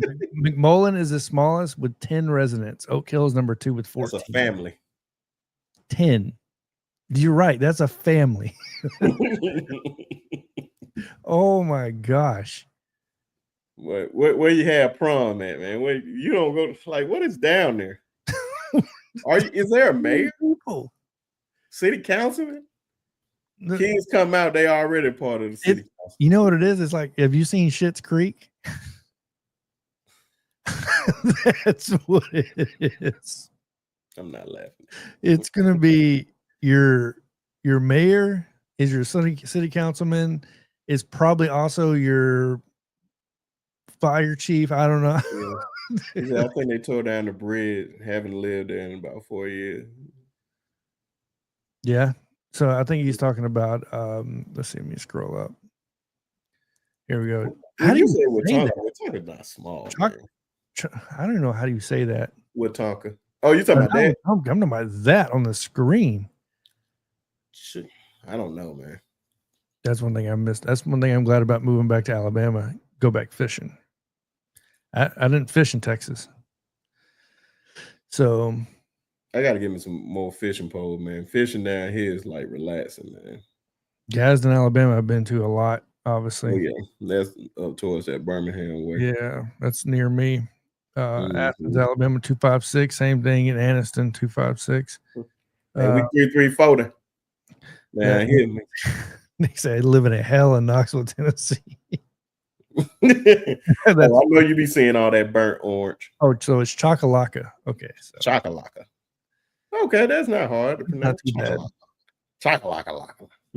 Oh man, let me see here. And it's some crazy. It's some crazy cities that I heard.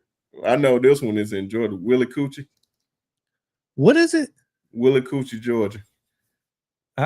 I don't know how I feel about that name. Exactly. This is a real city. Oh man, a little secret treasure of a town. Yeah, that's usually where you find the best fishing holes too. Yeah. I am a little redneck. Just gonna throw it out there. 40% of these people picked Alabama in that poll. It's almost like they're not even trying to pay attention. It's just people in here wanting Alabama to get the recruits. That's all it is, man. I don't think it has anything to do with people not paying attention. They just don't do the research on it like we do. So Well, it's an Alabama channel, so everybody gonna be Alabama. Exactly. So when I first started this stream, what was it, like an hour and 20 minutes ago? First thing I said was, he's probably going to Ohio State. Glenville, it's out of Cleveland, Ohio. Mm-hmm. It's a production for Ohio State players. I mean, so many of them went to Ohio State from there. There's so many connections, family connections. I mean, just too much to bring in sometimes, and that was the case this time. But how do we get on this smallest city, by the way? You start with one town, and then we went there. Yeah, I guess you're right. Bama dudes are coming the next 3 weeks. Should be no, absolutely. So mentioning that, what I'll do, hang on one second, guys. I'll bring up the commitment dates that are coming up right now, because I actually just had that listed. Message. We already been waiting for college football 26 to do a deep dive, and finally, they dropping it tomorrow. So get guys, like you said, probably drop on Monday. Get a few guys dropping together. So hey, man, it's gonna just buckle up. He said when a player picks nothing, it's not like you caught your girl cheating. You get the same Murph, maybe a little bit more hurt. Yeah. Oh man, I'm trying to see who I don't think I felt some type of way about a player picking another school. Peter Woods. Oh yeah, Peter hurt Peter Woods picking Clemson. But I think only because one of my homies, he played at Tuskegee, and he was Peter's one of his coaches. Yeah. And he gave me the heads up, like, yeah, man. We didn't. I'm gonna go ahead and tell you, but don't say nothing. He ain't going there. We didn't go after Peter Woods like we should have either. It was on Alabama, in my opinion, to an extent. And then if you watch this commitment, man, and you watch like the video, it was clear as day it wasn't going to be Alabama. And I was just like, I'm glad I got this out the way, because watching this, I see it clearly. Now, Kennedy says when Downs, talking about Caleb Downs, obviously transfer, talk about her. Yes and no. The reason I fully expected it, because when Caleb Downs committed to Alabama, the first thing that he said why I committed to Alabama was for one person. It was for Nick Saban. He said, I'm only here because Nick Saban's here. And because he was projected to Ohio State for the longest time leading up to that commitment. Then he went to Alabama because of Nick Saban. And once Nick Saban left, I'm like, he's gone. Once Nick Saban announced his retirement, he was one of those I was penciling in. He's gone for sure. So Downs didn't hurt. It hurt production a little bit, probably a little bit. But now you look at Bray Hubbard, you look at Keon Sabb, just saying. But yeah. But yeah. Y'all lying. You ain't lying. It hurt a little bit, man. It definitely hurt. But as far as expecting him to leave, I fully expected him to leave. Yeah. Some folks came to grips early than others. Yeah. If you pay attention to recruiting, usually it sticks with you. When coaches leave, the first thing you start thinking about is who was committed to the coach and who was committed to the program. There is a difference. There's a complete difference. So I'm late at the party. Will Cincere Johnson stick with his commitment to? Yeah, he will. He's not flipping. Downs opened the door for more top players. You can look at it that way, but it still hurt, man. It still hurt, in my opinion. Like it, as far as production goes, because he's one of the best, if not the best, safety right in the country. There's no doubt about it. And then obviously it helps when they bring him back with Jeremiah Smith this year. That helps too as well. Mm-hmm. That's why they're going to be once again one of the top teams in the country this year. And Eric says losing half the team hurt more than no, absolutely. We were just talking specifically about Downs. We lost a lot of people, and we lost 33 players. I don't think nobody like really talk about that. One thing that used to like bother me, I'm like, bro, do y'all not know how many folks that we lost? That's not even including the guys that's already going to the NFL, especially in the secondary. You lose Trey Amos who was going to be the number one guy, and we had the money coming in. Thank God he decided to stay. We would have been super young. That's why you started seeing like Red Morgan and all those guys playing out there early. We ain't had too much experience. We lost a lot of guys. We lost 33 to be exact, and there's no doubt about it. He's the best. You know what I mean? So obviously people are going to debate it. Me personally, he's the best safety. So it's no question. Yeah.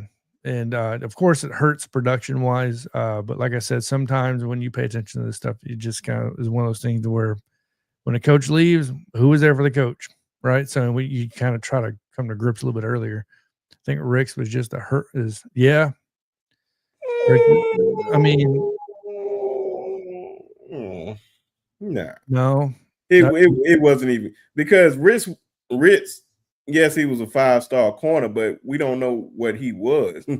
We've seen what Caleb Down was on the field. Freshman All-American. Yeah, no doubt about it. So we had a deep and great roster there. I'll be honest with you. I'll argue that. I'll debate you. I'll debate that. I don't think we had a deep roster with Saban there on the back end. I really don't. I think if you look into this upcoming season, by the end of this upcoming season, I believe this will be the deepest we've been on the back end on this defense in a long time. I'm talking since Jeremy Pruitt was there. So maybe even before that. So when you talk about the talent, and it's not just about the 5 stars, it's look at how they look, right? Jalen Mbakwe went from possibly starting to being a receiver and not seeing the field.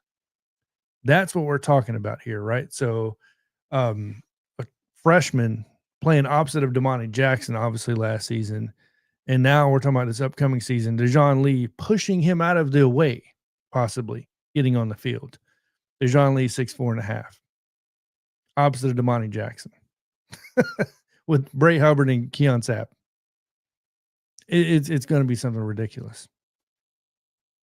Yeah, well, that's what I said, man. I think I like Mincy more than I like Sapp.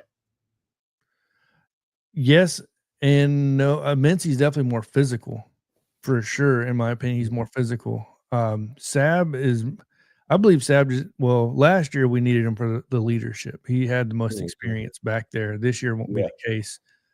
He will have the most experience still, but you get what I'm saying. There will be some experience on the back end now. And yeah, Caleb is the most versatile safety in the country. Dude can do everything. Yeah, I mean, Caleb Downs is going to be a top 5, in my opinion. He should be a top 5 NFL draft pick. He's that much of a game changer. How often do you see a safety do that? Almost never. But for him, yeah, player quality, especially coaching quality, has dropped off the last few years. But I absolutely agree with that. And I think that was kind of the debate that I would make for even the depth. Saban he didn't just lose good assistants, right? So it was a matter of he lost good personnel people that would go out and find your recruits. People, you know what I mean? A lot of people think it's just Saban, the offense coordinator and defense coordinator. They don't understand there's a director of personnel. There's, you know what I mean? Assistant personnel, all that stuff that goes into recruiting. There's a total of 119 staff members, and about half of those are for recruiting. It feels like. Yeah. So gonna need it. A lot of them left when Saban was there. A lot of them got hired. So yeah, Mincy has a higher ceiling than Sapp. Yeah, no, I think that is definitely, I won't even try to touch that one. Yeah, I agree with that 100%. But I've been saying that for the longest. Mincy is a dog and he's smart. Yeah. That's what I said, man. Sapp just take like chances. He missed a lot in a lot of ways, man. Yeah. I don't know. Well, hopefully he'd be better this year. I like him, but I just like Zay a little bit more. Yeah, Caleb is an eraser on the back end, let the frontline players do. Yeah, no doubt. You can allow him. Caleb Downs is just, he's just a football player. Like, you ever see those guys? They're just, Reuben Foster was a football player. Caleb Downs is a football player, right? So it seems like they can't do no wrong because their football IQ, well, especially Caleb Downs, his football IQ is extremely high. Mm-hmm. So when you think about that, I mean, translated to the NFL, Luke Kuechly was probably the smartest linebacker almost to ever play the position, right? So when you're talking about football IQ, he was calling out the team's plays before they ran the damn play. So, because studying, learning the game, the football IQ. Yep. So facts, yeah. I hope we get Booby. Yeah, Booby Feaster would be nice. Do we get him? Yeah, I'm not. I'm leaning no. Man, you know what, man? I know, like, I still get pissed off about this too. And it's another little homie, man. We get Sedarian. Who you gonna add him with at Alabama? Booby, I don't feel like we're gonna get. Tristan, I don't feel like we're gonna get anymore. No. But one guy I know that it's like this to Sedarian Morgan, and he's in state. Keep talking about it. And he's in state. Is he offered? The man got every offer in the country except Alabama. There it still pisses me off to this day. Just committed to Florida, my boy Marquez Daniels. Bro. And best believe I will be asking him that when I interview him, because I just don't understand. Like, did somebody just even give you a phone call? That's all. Because it's crazy to me. Everybody I've talked to that knows recruiting in the state of Alabama, even people that aren't in, one of them is in North Carolina, knows who Marquez Daniels is and was wondering the same thing. It doesn't make sense. It's besides the fact that I didn't know that before you, that he was really good friends with Sedarian Morgan. Right. I guess you can if you go to Twitter, yeah, but you can see it. Right. Mm-hmm. So, but I wasn't following him like that. I wasn't scrolling through his Twitter, stalking the dude. But what I'm getting at is like his talent alone should have been an Alabama offer, not just the fact that he's friends with Sedarian Morgan. Big tall receiver. I don't understand it. When you show me the film on him, it's crazy, man. They both 6'5", 6'6", can catch the ball, athletic. Like, man, he literally does. Man, the man can literally go from wide receiver and play cornerback or safety at any time. I thought he was gonna play safety. Like, nah, I'm gonna play receiver. That crazy. It's crazy, bro. Like, just seeing it, man. It's just crazy. Like, I don't know. Like, man, I'm telling y'all, man. Y'all look up Marquez Daniels in the 2026 class and tell me what y'all think about him. If you don't like him, I understand. But there's no way you cannot tell me he's not one of the top players in the country. Yeah, no doubt. So scrolling down here, Sab is not a strong tackler at the point of attack. I definitely agree with you to that 100%. That's not a strong point. Pimpan Strong, I love the name, man. Yeah, that would be nice, but there's some that's a good one. That is a good one. I like it. Some expensive boobies. Hey, man, one of the greatest documentaries ever made, man. American Pimps. Yep. Watch that. Like people, they always let me down. Oh, man. Jet Washington, he's going to be Oregon. Jet Washington is going to Oregon. I've been saying that. It's wishful thinking to bring in Jairi Edwards and Jet Washington. I mean, there's only so much NIL money to go around. At the end of the day, it's not all about money, but they're going to want a little bit. Marquez Daniels is the reason that Florida is. Yeah, there we go. So and he said it out loud. I'm going to continue to recruit him to come to Florida. So be on the lookout for Florida. This is what I'm saying, man. It's stuff like this, man. If that happened, if Sedarian Morgan flipped to Florida with him, I would go full. I would lose it. I would get on here on a live stream and crash out is what would probably happen. not on the Bama Standard. I don't want to shut them down, but I would crash out on mine. I'm telling you right now. It's great. It would be a crash out. it makes no sense to me, bro. It just doesn't. Let's see here. So yeah, I'm request from 707. Believe it or not, it was more physical. And yeah, that some people don't understand. That may be hard to believe, but like Sedarian Morgan is physical off the line of scrimmage. You go watch his film, and yeah, the what you show me of Quez, yeah, bro. And him and Dylan go at it at practice all the time. And him and Dylan like this too. And them boys go at each other. So yeah, Andy's speedy. It's crazy. I don't understand that myself. To my coach Carl here, yeah, no doubt about it. Hopefully the coaches know more about these players than we do beyond what we see. And yeah, no, you're right. They do. Yeah, they absolutely do. They know them. They know them far more than us. I just do they go out there and get them. That's just really all it comes down to. I'm not questioning them like they don't know he's out there. But I am questioning why you ain't going to get him. What do you see that I don't see? Yeah. And I'm not going to compare it, but he's nice compared to a lot of other ones. That's why I don't get too confident, because Morgan is friends and former teammates with a couple of guys when Auburn's. It's Darren Morgan. I don't think he's going to end up at Auburn. Malcolm Simmons is an old teammate, but I don't see him going down there. Me too. It's stupid. Bama has to recruit Marquez Daniels, Brian Williams, Darren Moore. Yeah, and that would make the most sense, because Alabama said they wanted 3 to 4 receivers in this class, 3 being the primary number, 2 to 3 being the primary numbers is what they said, right? So if you look at it from that standpoint, getting Sedarian Morgan, you're getting a strong number 1 in Sedarian Morgan. Marquez Daniels is a strong number 1. Brian Williams is not too far off that list. Like, you're getting 3 strong guys. And both over, like, well, it's funny because Coach Carl just said it. 2 6'4" receivers. Both of them actually taller than 6'4". And then you're being taught how to run routes by one of the best wide receiving coaches in the country. How to actually run routes and do it properly. Come on, man. I thought it was a no-brainer. So would that mean so I can't share the screens as a paid wall, so I'll get it taken down and whatever. So I'll just name off what's going on here. As far as commitment dates, this is funny because Tripp just asked when the commitment's supposed to happen. Which one? Sedarian Morgan, no, not Sedarian. Cincere Johnson already committed to Ohio State. We're here talking about Alabama here, in case you're wondering. And for everybody out there watching on Twitter right now, or X, please jump over to the Bama Standard, subscribe to the actual YouTube channel, subscribe to Brinsky's channel, which is the Sharpshooter Sports Talk. There we go.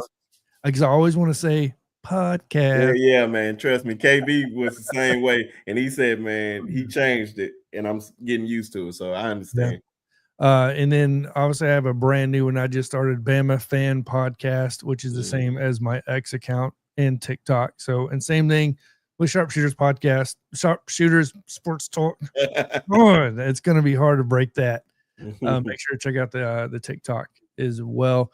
Commitment dates coming up June 26th. This is in order. Obviously, Cincere Johnson today committed to Ohio State. June 26th, Xavier Crowell and Max Sutter, obviously the number 6 tight end and the number 2 running back. June 28th is going to be Deacon Schmidt.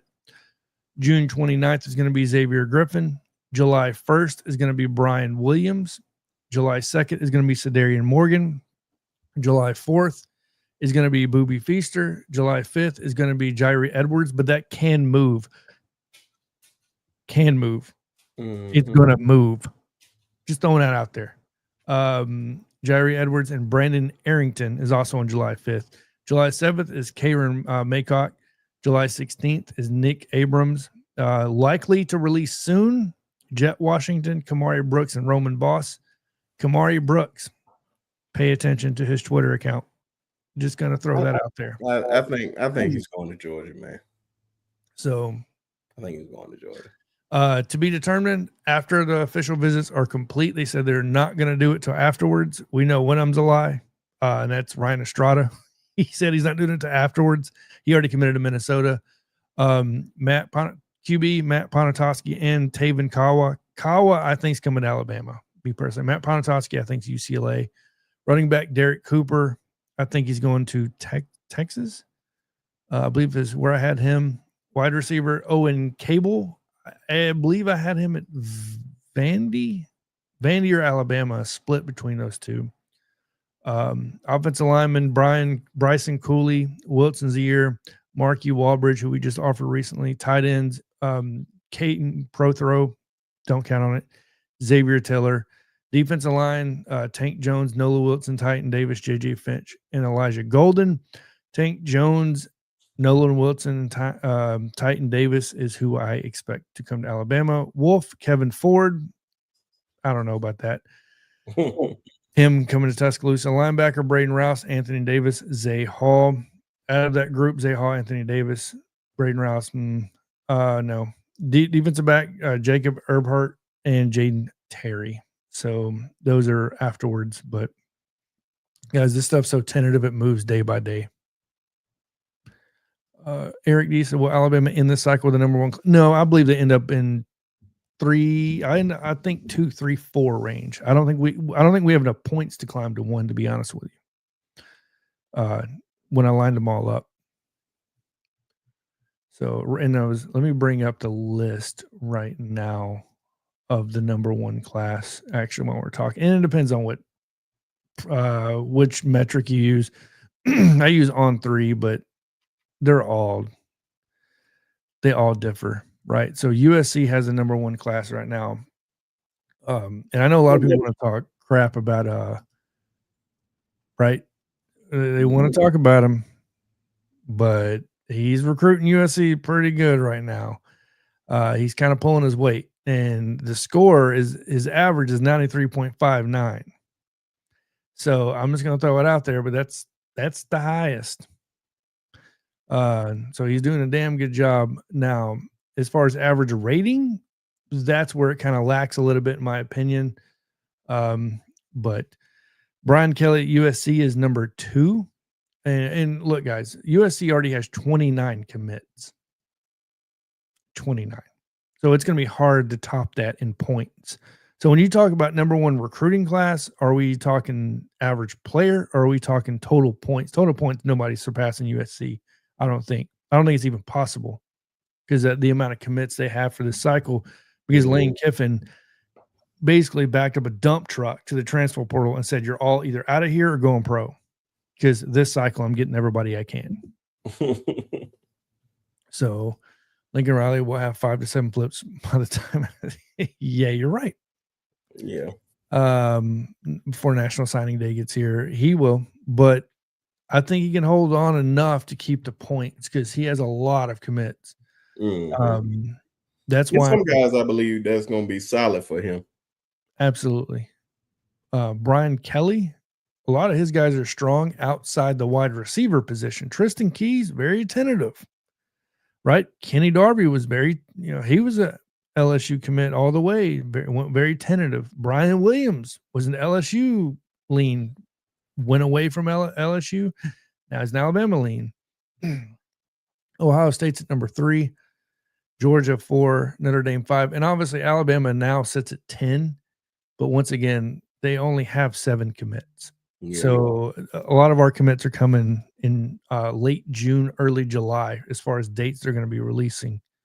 So we're going to skyrocket up the boards. It's just a matter of, we got to get these guys to say we're committing.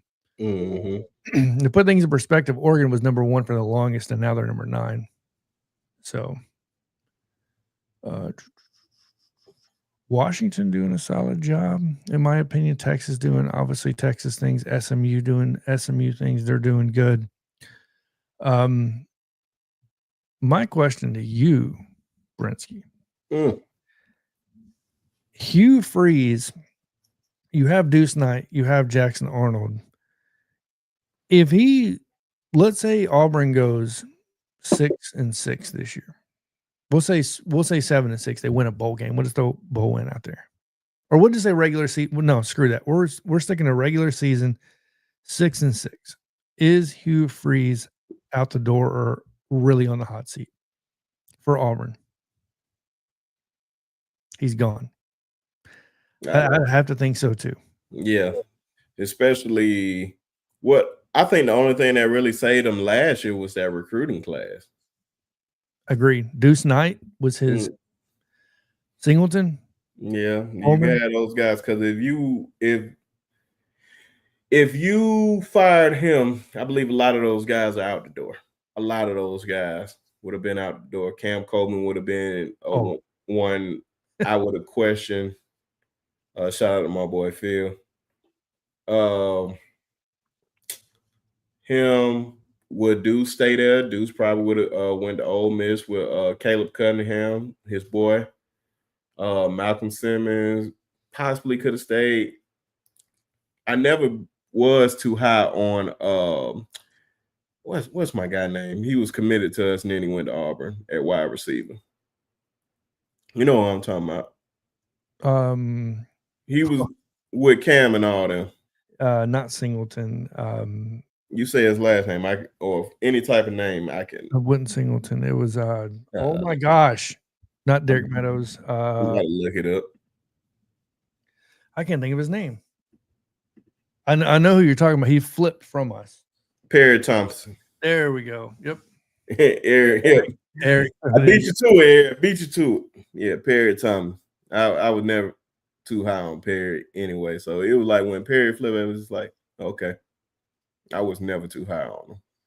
Yeah. Like he has the size, but it just, man, I just never was one of my favorite receivers. And Coach Carl, this is a point to be made. Bama has so much talent on the roster right now. It is the holdup. Like we did what Ohio State did last year, right? Ohio State did a great job of bringing back guys last year that could have went to the NFL. You best believe Damani Jackson, Lawson, right? And he's Quay even. These guys could have left. All right. So easily. The money would have been in the first round easily. Yeah. So, I mean, you look at Lawson, he's a projected first round right now.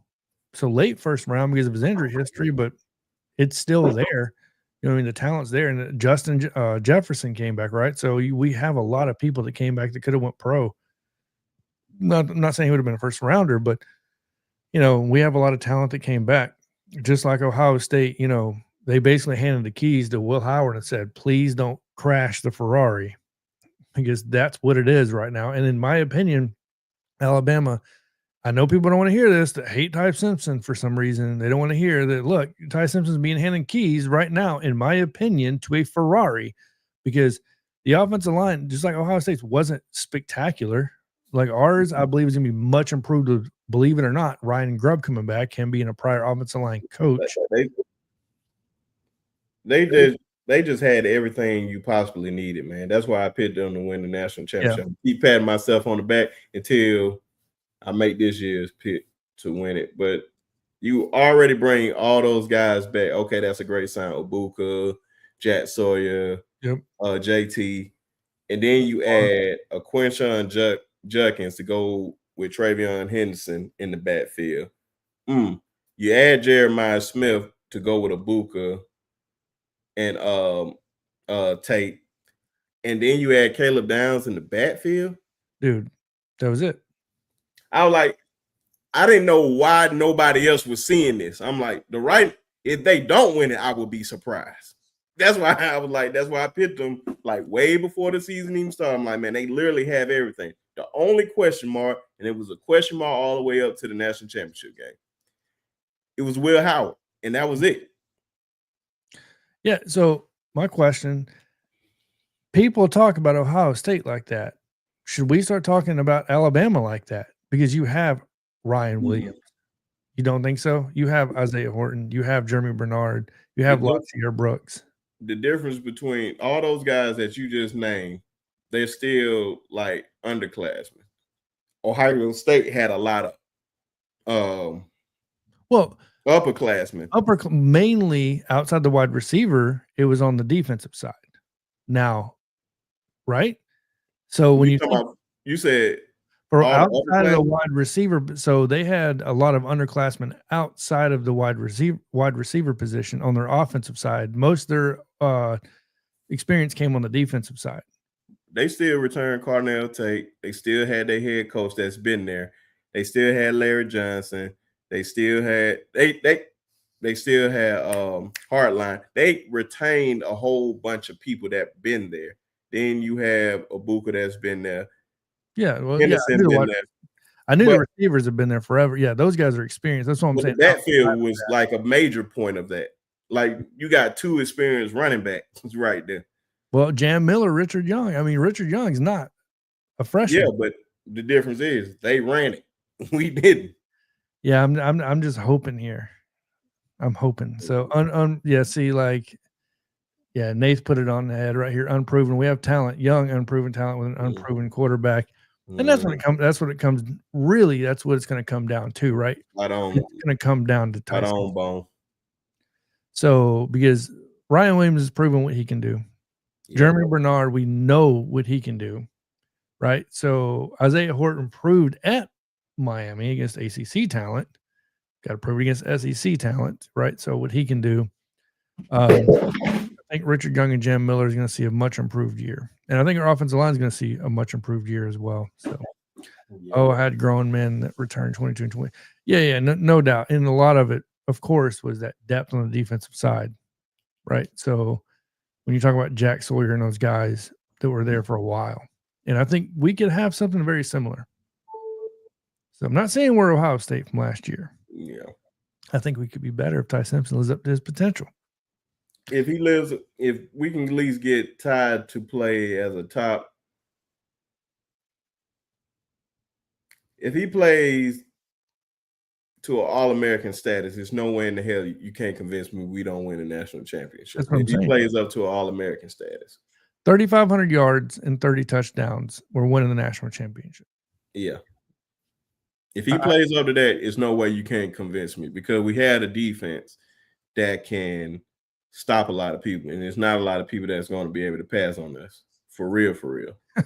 No, I would be surprised if you can. Yeah, it's going to take, knock on wood, something serious to happen. Yeah, definitely knock on wood. So,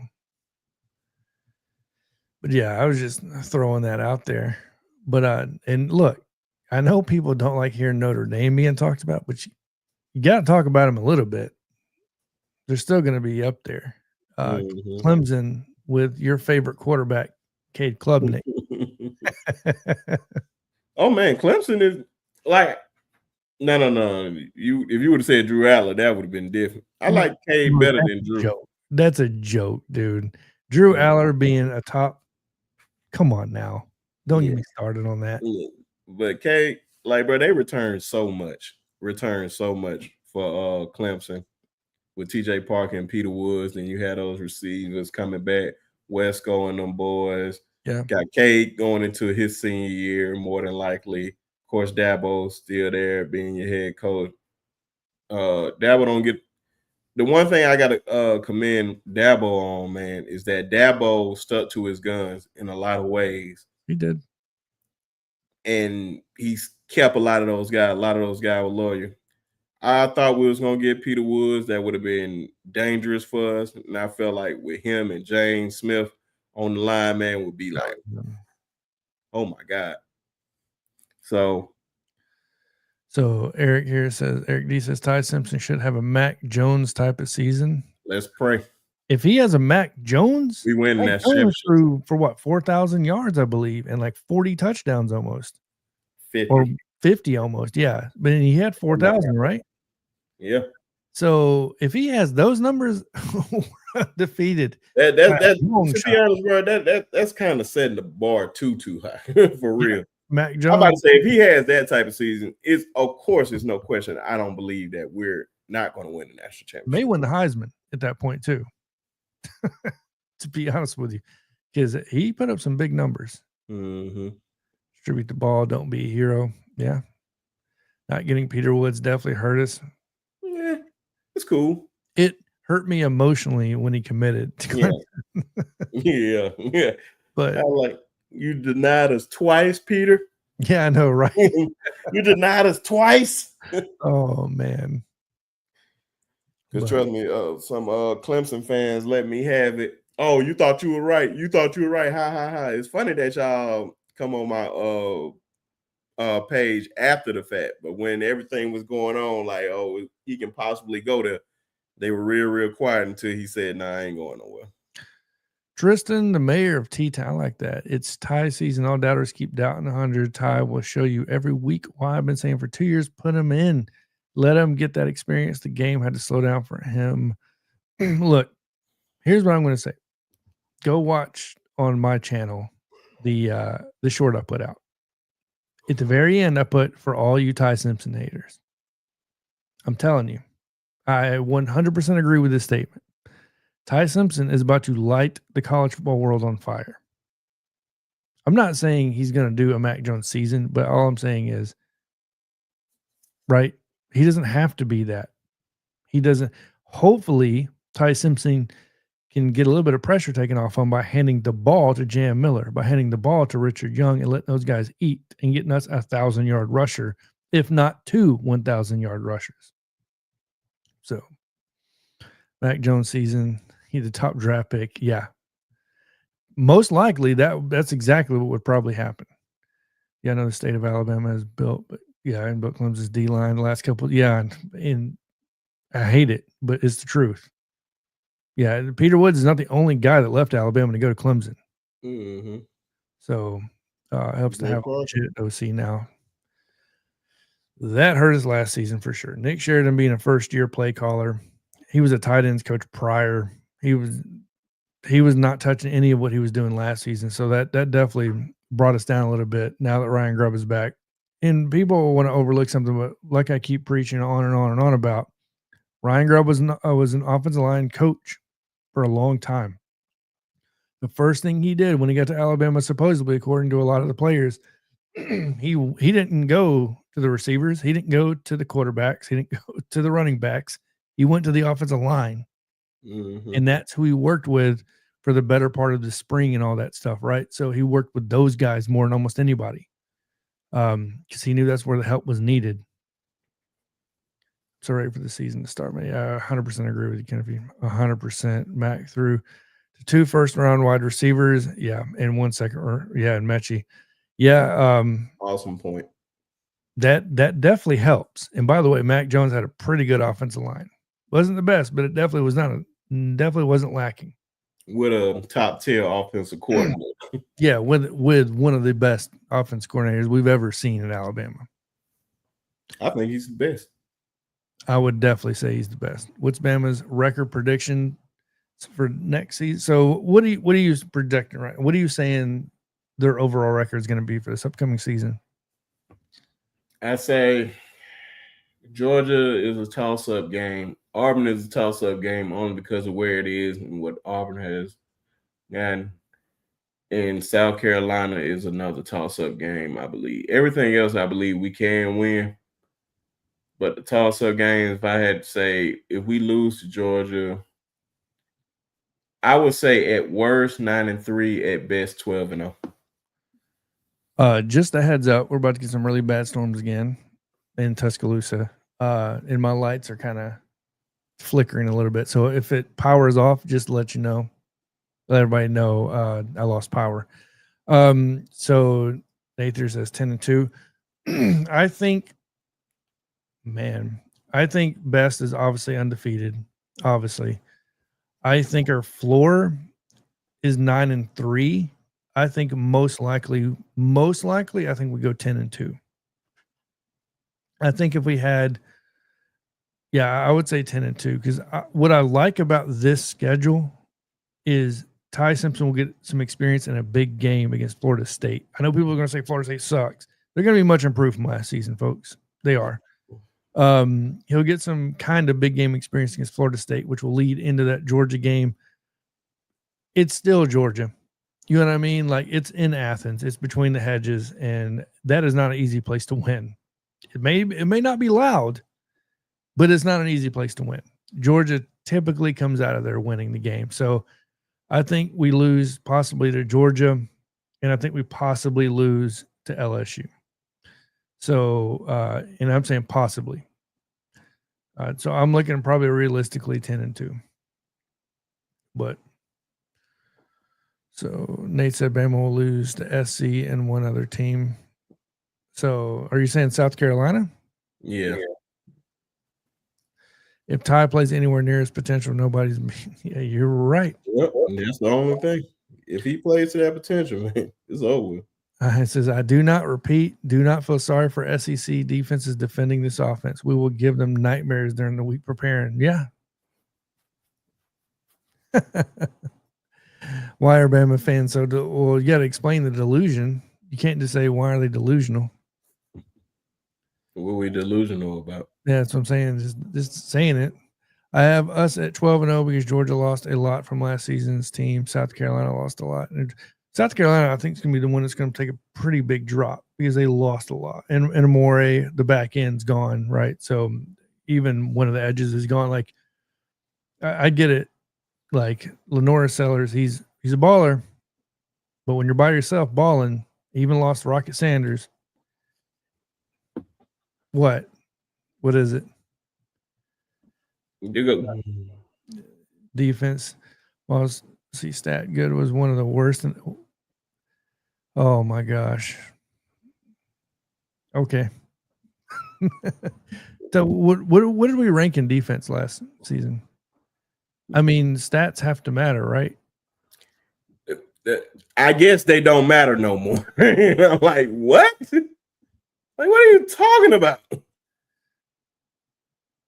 And I don't. What do you mean by so-called vision coverage? Like that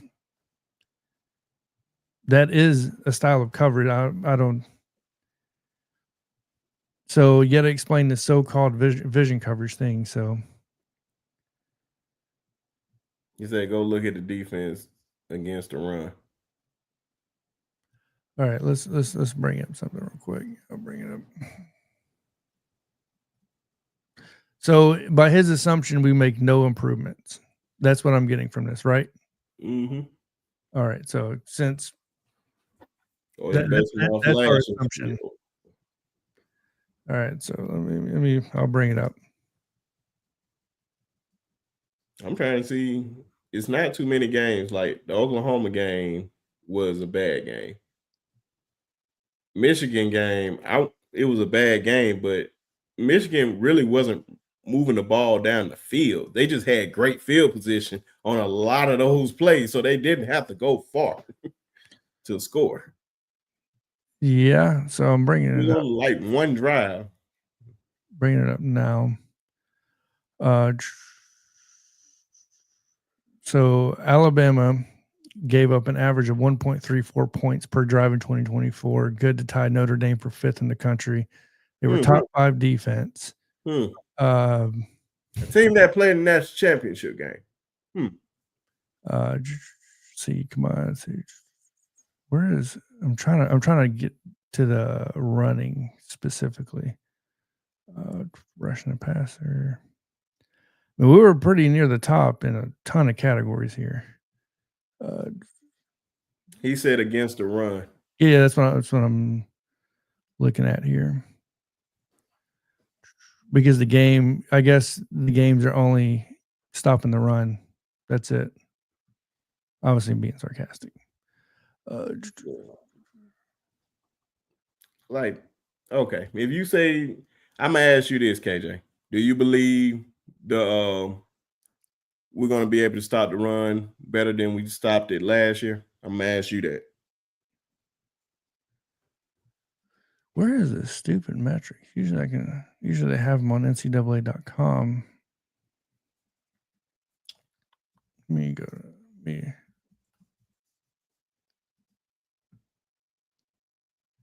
I'll let you keep talking for a minute. I'm going to look up this information real quick, specifically the run. So you don't know. Okay. What is it? He said, no, I was just asking him precisely. He was just saying, he said we delusional, but you don't know if they're going to be good. I don't know. Like, so what do you believe? Let me ask you that. What do you believe that this Alabama team can do good? Let me ask you that. What do you know? We typically, like, I'm a stats driven guy. Like, for the most part, I'm stats driven. So my dogs weren't good against the run either. Yeah. And then Georgia, for some reason, well, it's not for some reason. You can only lose so much talent before it catches up to you, right? So we weren't the best against the run. That was that's. I believe your quarterback would struggle. Cool. Let me ask you this: do you believe Georgia is the standard? Struggling on the road at FSU, and I think he won't find his feet until game 5 or 6. But what makes you believe that? That's my thing. Is like, how can you say that's just facts when it hasn't even been proven? Yeah, it's a difference between facts and opinions, my guy. It's a difference. I want to put that out there. I believe for the last 5 years, yes, Georgia is the standard. Okay. Y'all delusional. But just saying something doesn't make it true. Right? So just because you say something doesn't make it true. Like, if you're going to get on here and say this stuff, then back it up. Like, no, it's what type of facts do you have to say Ty can actually struggle in what you're saying? But what can you base that on right now that he's going to struggle and catch his feet by the 5th or 6th game? That's what I'm trying to see. Like, this is a fact, my guy. 2 + 2 = 4. That's a fact. I can prove that. Just saying somebody's going to do something that hasn't even happened yet is not a fact. That's an opinion. Yeah. No.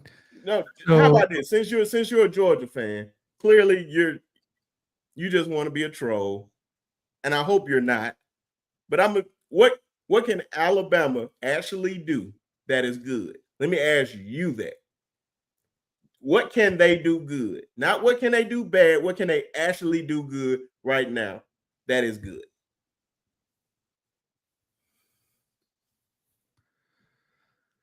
Oh, man. Coach Carl in here now. Coach Carl, your QB has no experience in a small sample.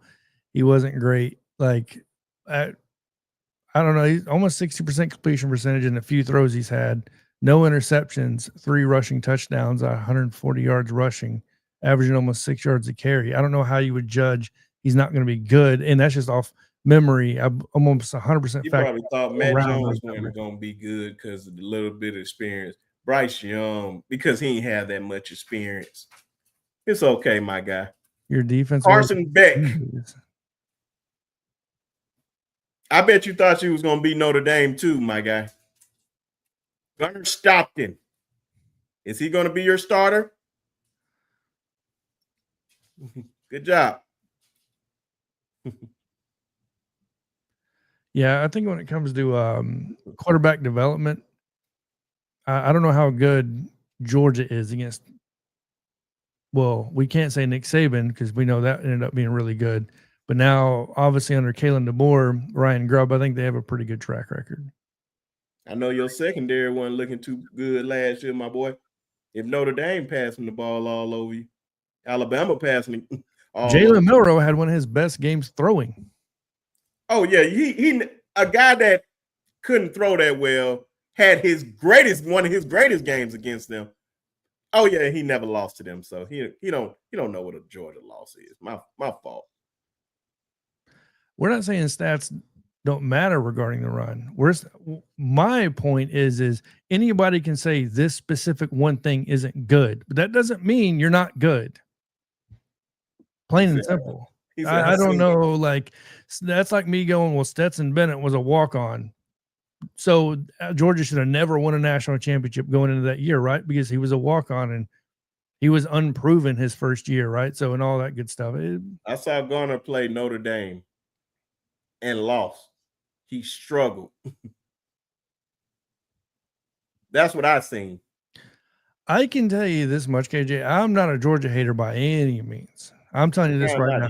Some of my best friends are Georgia fans, and they have YouTube channels. Some big ones on top of that. Obviously, Coach I, he's, him and Shawty and all those guys. A lot of previous players for Georgia don't think Gunnar Stockton's that good.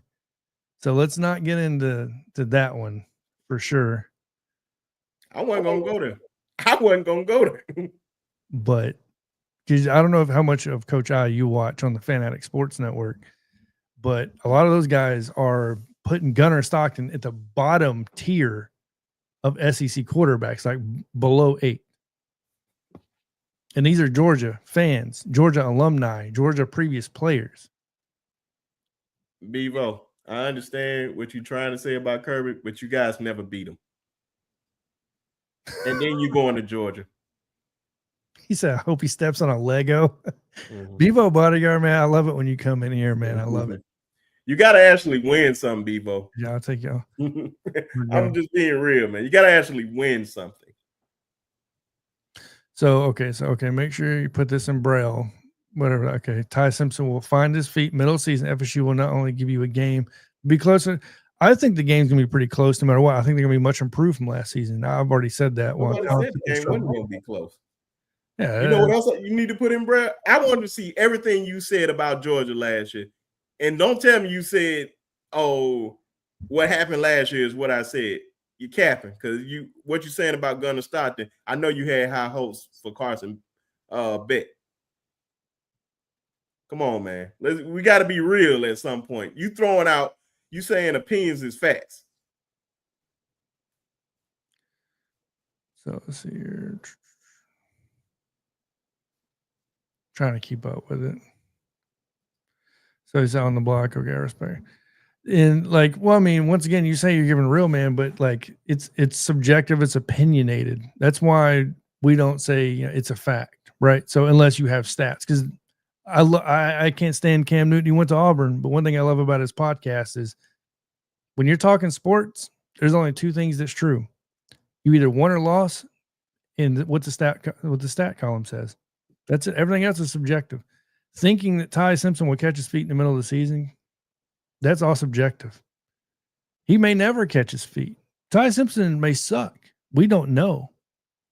He could win the Heisman. We don't know. We said he would be anything. We said if he can play like this, we will win. Exactly. We didn't say he will play like this. It's a difference. Come on, man. Even if we have 3 QBs way better than Gunner. Way. Coach Carl going after that Gunner stuff. Coach Carl, you want to come on? He is in this, man. I'm not understanding it. Listen to the context clues, bro. If he plays like this, then we will be like this. Yeah. We're not saying he will play like this. So that means I'm knowing. People says he has Stockton ranked 12. Stockton was ranked in the bottom half of the SEC for a lot of people. Extra big Georgia to lose 2 games. Ty Hayes will tell you that. What was the 2 games that you said they were going to lose? Let's see. Carson Beck left for a reason. You picked Notre Dame, didn't you? Cap. You got Ty Simpson at 10th. Let's see here. Guys, Kirby recruiting. Can't develop these guys. Yeah, no. He's recruited them well, and he can't hang on to half of them. To be fair, too, like Justin Fields left. Now, granted, I'm not saying that I would put in Justin Fields over Stetson Bennett. I don't know how that would have turned out. And there's so much more to that than just stacking talent, obviously. But like you said, you got to develop the guys as well. All I know, y'all better hit that like and subscribe button. Please hit the like and subscribe button. If y'all doing all this talking, man, hit the like and subscribe button, man. If you offered Kirby Ty right now, he would trade Gunner right now. Now, I'm not gonna lie, I'm not gonna argue that. How can you say you have 3 QBs better than Gunner when none of them have played? Y'all let Justin Fields walk out the door. Joey Aguilar. For Jake Fromm. Stop it. Please stop now. He said no, he didn't pick Notre Dame at the time. We didn't know we were going to play Notre Dame. He's talking about probably, I'm assuming it was a preseason prediction, something like this, I'm assuming. Oh, I love Bevo, how he's going through his list. I love Justin Fields left because of how Kirby was using him. I know. I leave too. Marcel Reed. Dang, yeah, Marcel Reed at 11. I have him a little bit higher than that. So let's see here. Brandon Lowe add me to the show. We'll definitely bring on some people next show when we have more time. We're sitting at 2 hours and I'm sitting at 2 hours and 15 minutes. You were here most of it, so we're gonna see if y'all really support. You can talk Fields from all that stupid stuff you want. Your team hasn't won anything in 5 years. Oh my God. Sir, this Century, what have y'all done? You won 2. We won 6. Come on now. And Bendamore. Listen here, man. Guess what? Clemson won 2. They beat us twice. And guess what? Anybody can nitpick years. LSU in this past century has won more titles than you have. You're not even number 2 in the SEC right now. LSU has 3. You know what else since that championship game? Y'all haven't beaten us. Now talk that mess now. You haven't beaten us. What have you done lately? We in the same boat, my boy. We haven't won. Like y'all haven't won. Don't forget, Dylan Raiola decommitting. The best coach in the country, kryptonite, is Alabama. I said it. The best coach in the country, kryptonite, is Alabama. You know what wasn't Nick Saban? It wasn't Georgia. Coach Carl said, only reason I have 2 is because we got hurt. We did. Yeah, we were down Mechie. I ain't even going to use that excuse. Y'all won 2 straight national championship games, and guess what happened after that? You haven't beaten us once. And if we come in there and beat y'all at y'all house, I promise to God, I want you to be on that show. I'm going to be on that night regardless. You can talk that mess. I want to flip those numbers. He says Kirby is 6-1 against Bama. He did. Yeah, I'm sorry. Yeah. I was about to say, hang on. Man, that looked too good, man. And Kirby, my guy, man. He a Bama boy. How are you going to say nobody cares what you did 8 years ago, but yet you're going to talk about 5 years ago? What? You see what I'm saying? Anybody can nitpick a certain thing. That's what I'm saying, bro. Pick a battle. I can tell you what we done the past 2 years against y'all. We beat your ass. True. We've lost more titles than Georgia has won. Come on, man. We dominate y'all in every facet of the game. We are the standard. No matter what you want to put up. Oh, let me go look for any position in the NFL. We pretty much dominate. What do you want, man? Come on, my guy. Once again, you're just saying stuff. Just trolling at this point. Yeah, man. I appreciate. I can tell you what I wouldn't do, my guy. I would not do. I'm an Alabama guy. I wouldn't be all over a Georgia chat. But clearly you're a fan, and we'll appreciate the fans. I'm just messing with you, though. Not really. He's not really. John, so Bama beat Georgia. Yeah, it's true. We did beat Georgia. Yeah, and it was all for nothing because we lost to Vandy. No, absolutely. Why are you bringing Vandy in it? I'm talking about Georgia and Alabama. Fun fact, Kirby's first year, Georgia lost to Vandy. Like, what are you talking about? Fun fact. So Kalen DeBoer and Kalen DeBoer and Kirby Smart have something in common. They both lost to Vandy their first season out the gate. And he had a better winning record than him in his first year. Come on. Like, bro, anybody can nitpick. I'm literally talking about your team against my team. Your team against my team. You're going to bring Vandy in it. And then he just gave you another fun fact. You lost to Vandy, too. Like, what are you talking about?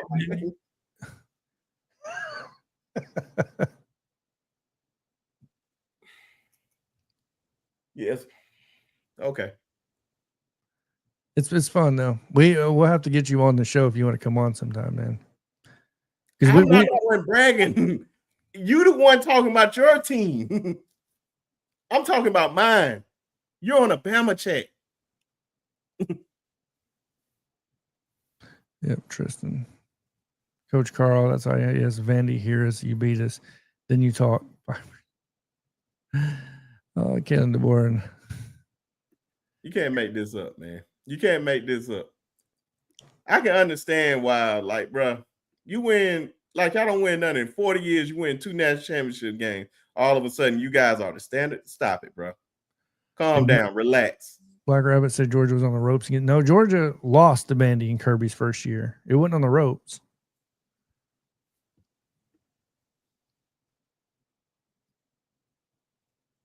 You say you an Auburn fan.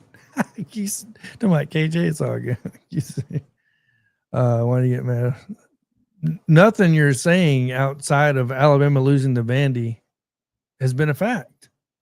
It's all subjective. Like I said, it's all being subjective. Well, referencing Ty Simpson and all that, of course. But I don't think we're upset. I'm just saying, I'm giving you what a fact is. I'm showing you what the difference is. Hearing context clues, man. I'm not the smartest. I'm an ABC student. Bevo, I love the fence riding, dude. I love how he's like fence riding Alabama and Georgia. Oh man, that's funny.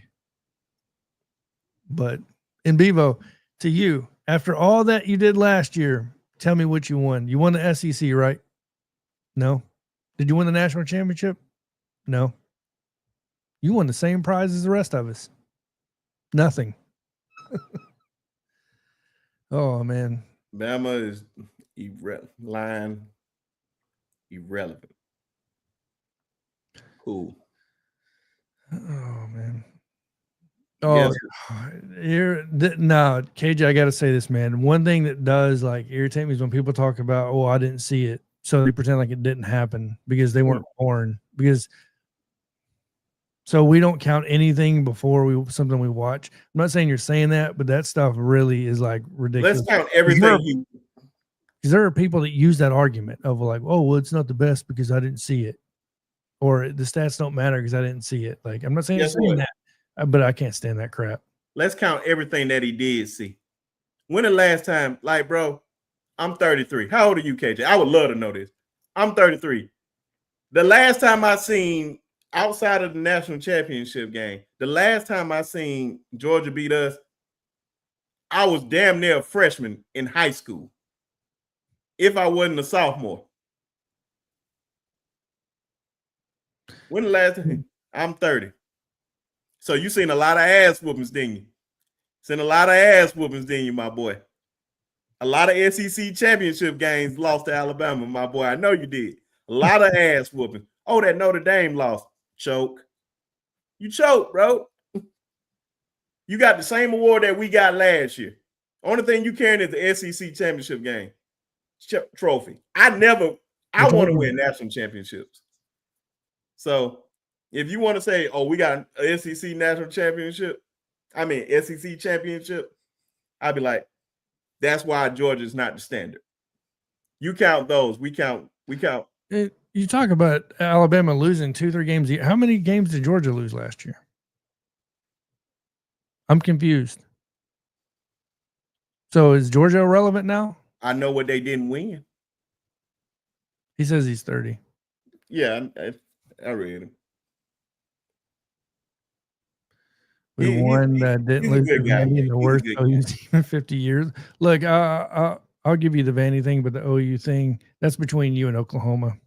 That's a different beef we don't have with Oklahoma.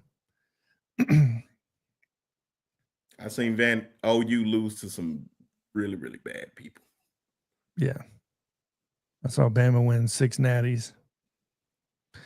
Nobody ever says they won. Yeah, it's not, you hear people call, I'm just saying Athens, Bryant Denny East. You hear that stuff all the time. Georgia fans still cry about the 2012 game. Refs gave them that. Saying beat us is beating Georgia. Nobody says we want Georgia. Nobody chants that. Just gonna throw it out there. I couldn't tell you the last time Notre Dame beat us. If we really want to go there, I don't think I ever seen it in my lifetime. But I can name a time when Vandy beat you guys. I can name a time when Notre Dame beat you guys. Yeah, I remember the 08 blackout. Yeah, with Julio. Oh my God. I bet he had on his blackout jersey too, man. We want Bama. We want Bama. Probably ain't even hit puberty yet, man. Come on, man. All that matters is you lost. But because you're moving the goalpost, you say, oh, you lose 2 games, 3 games a year, you're irrelevant. But yet you lose 2-3 games a year, and all of a sudden it's because of who you lost to. Stop moving the goalpost. He just keep naming teams. I'm naming Alabama and Georgia, and I'm leaving it right there. The fact of the matter is, you guys in the last 2 tries did not beat us. If you want to talk about something that is relevant and recent, our national championship, if you want to say our national championship is getting dust on it, guess what? Y'all are collecting dust too. Each year that passed by. Who said Notre Dame is back? These are the Georgia's the reason Notre Dame is viewed as being back. When? This guy. What? Yeah, I hope he didn't say that. It's right there. Georgia is the reason Notre Dame is viewed as Jermaine Mims. Come on, bro. Oh, I thought he was saying. I don't know. Nah, I don't agree with you on that one, Jay. Stop. We both know losing the college football. No, it's not. Losing is losing. If you don't win the game at the end of the year, it's a loss. See, that's the difference between the standard being here and then your standard being here. If you don't win the national championship, it's a lost season. It's all for naught. I don't celebrate winning the SEC title if we didn't win the national championship. I don't even care about the Georgia win because we lost advantage the next week. That's what matters. I don't care about the little things, man. The only thing that matters, did we bring home the trophy? I don't care if we got Heisman Trophy winner, Jim Thorpe Award winner. If we didn't win the big game, don't matter. It don't matter. It's a difference here, man. It's a difference. You'll catch up one day. Once again, you want to bring in, man, once again, moving the goalpost, brother. I'm not going to argue with somebody or debate somebody that's just going to sit there and argue or move the debate back and forth. Hey, man, you know what, KJ, you know how you can show your support, brother? Because clearly you support our guy, Ty Hayes. You can hopefully you subscribe here instead of just being on here. Make sure you subscribe to my boy John's page. He got a new page. Since you love Bama, talking Bama and Georgia so much, go subscribe to his page. Then make your way over here to mine and subscribe to mine. Then I know you just not trolling, man. You trying to support. At least you subscribe. I can say you support it. Yeah, it's free. It's free, man. It costs you $0.00. So just do that and let us know when you do that. If not, I just think you're just here for attention. I'll support you if you got a page like that. Yeah. If you got a channel, let us know. Put the link in the description that we can get sub to it. Because I follow a lot of Georgia people. So, no Sharp, y'all will catch up one day. What? You subscribe to mine? You subscribe to John? Hey, man. He said y'all will catch up one day. You've been subscribed to ours for almost a year. He just created one. No. Well, he's probably talking about this one. Oh, okay. AJ. So you get the Bama Standard, which is what we're on right now.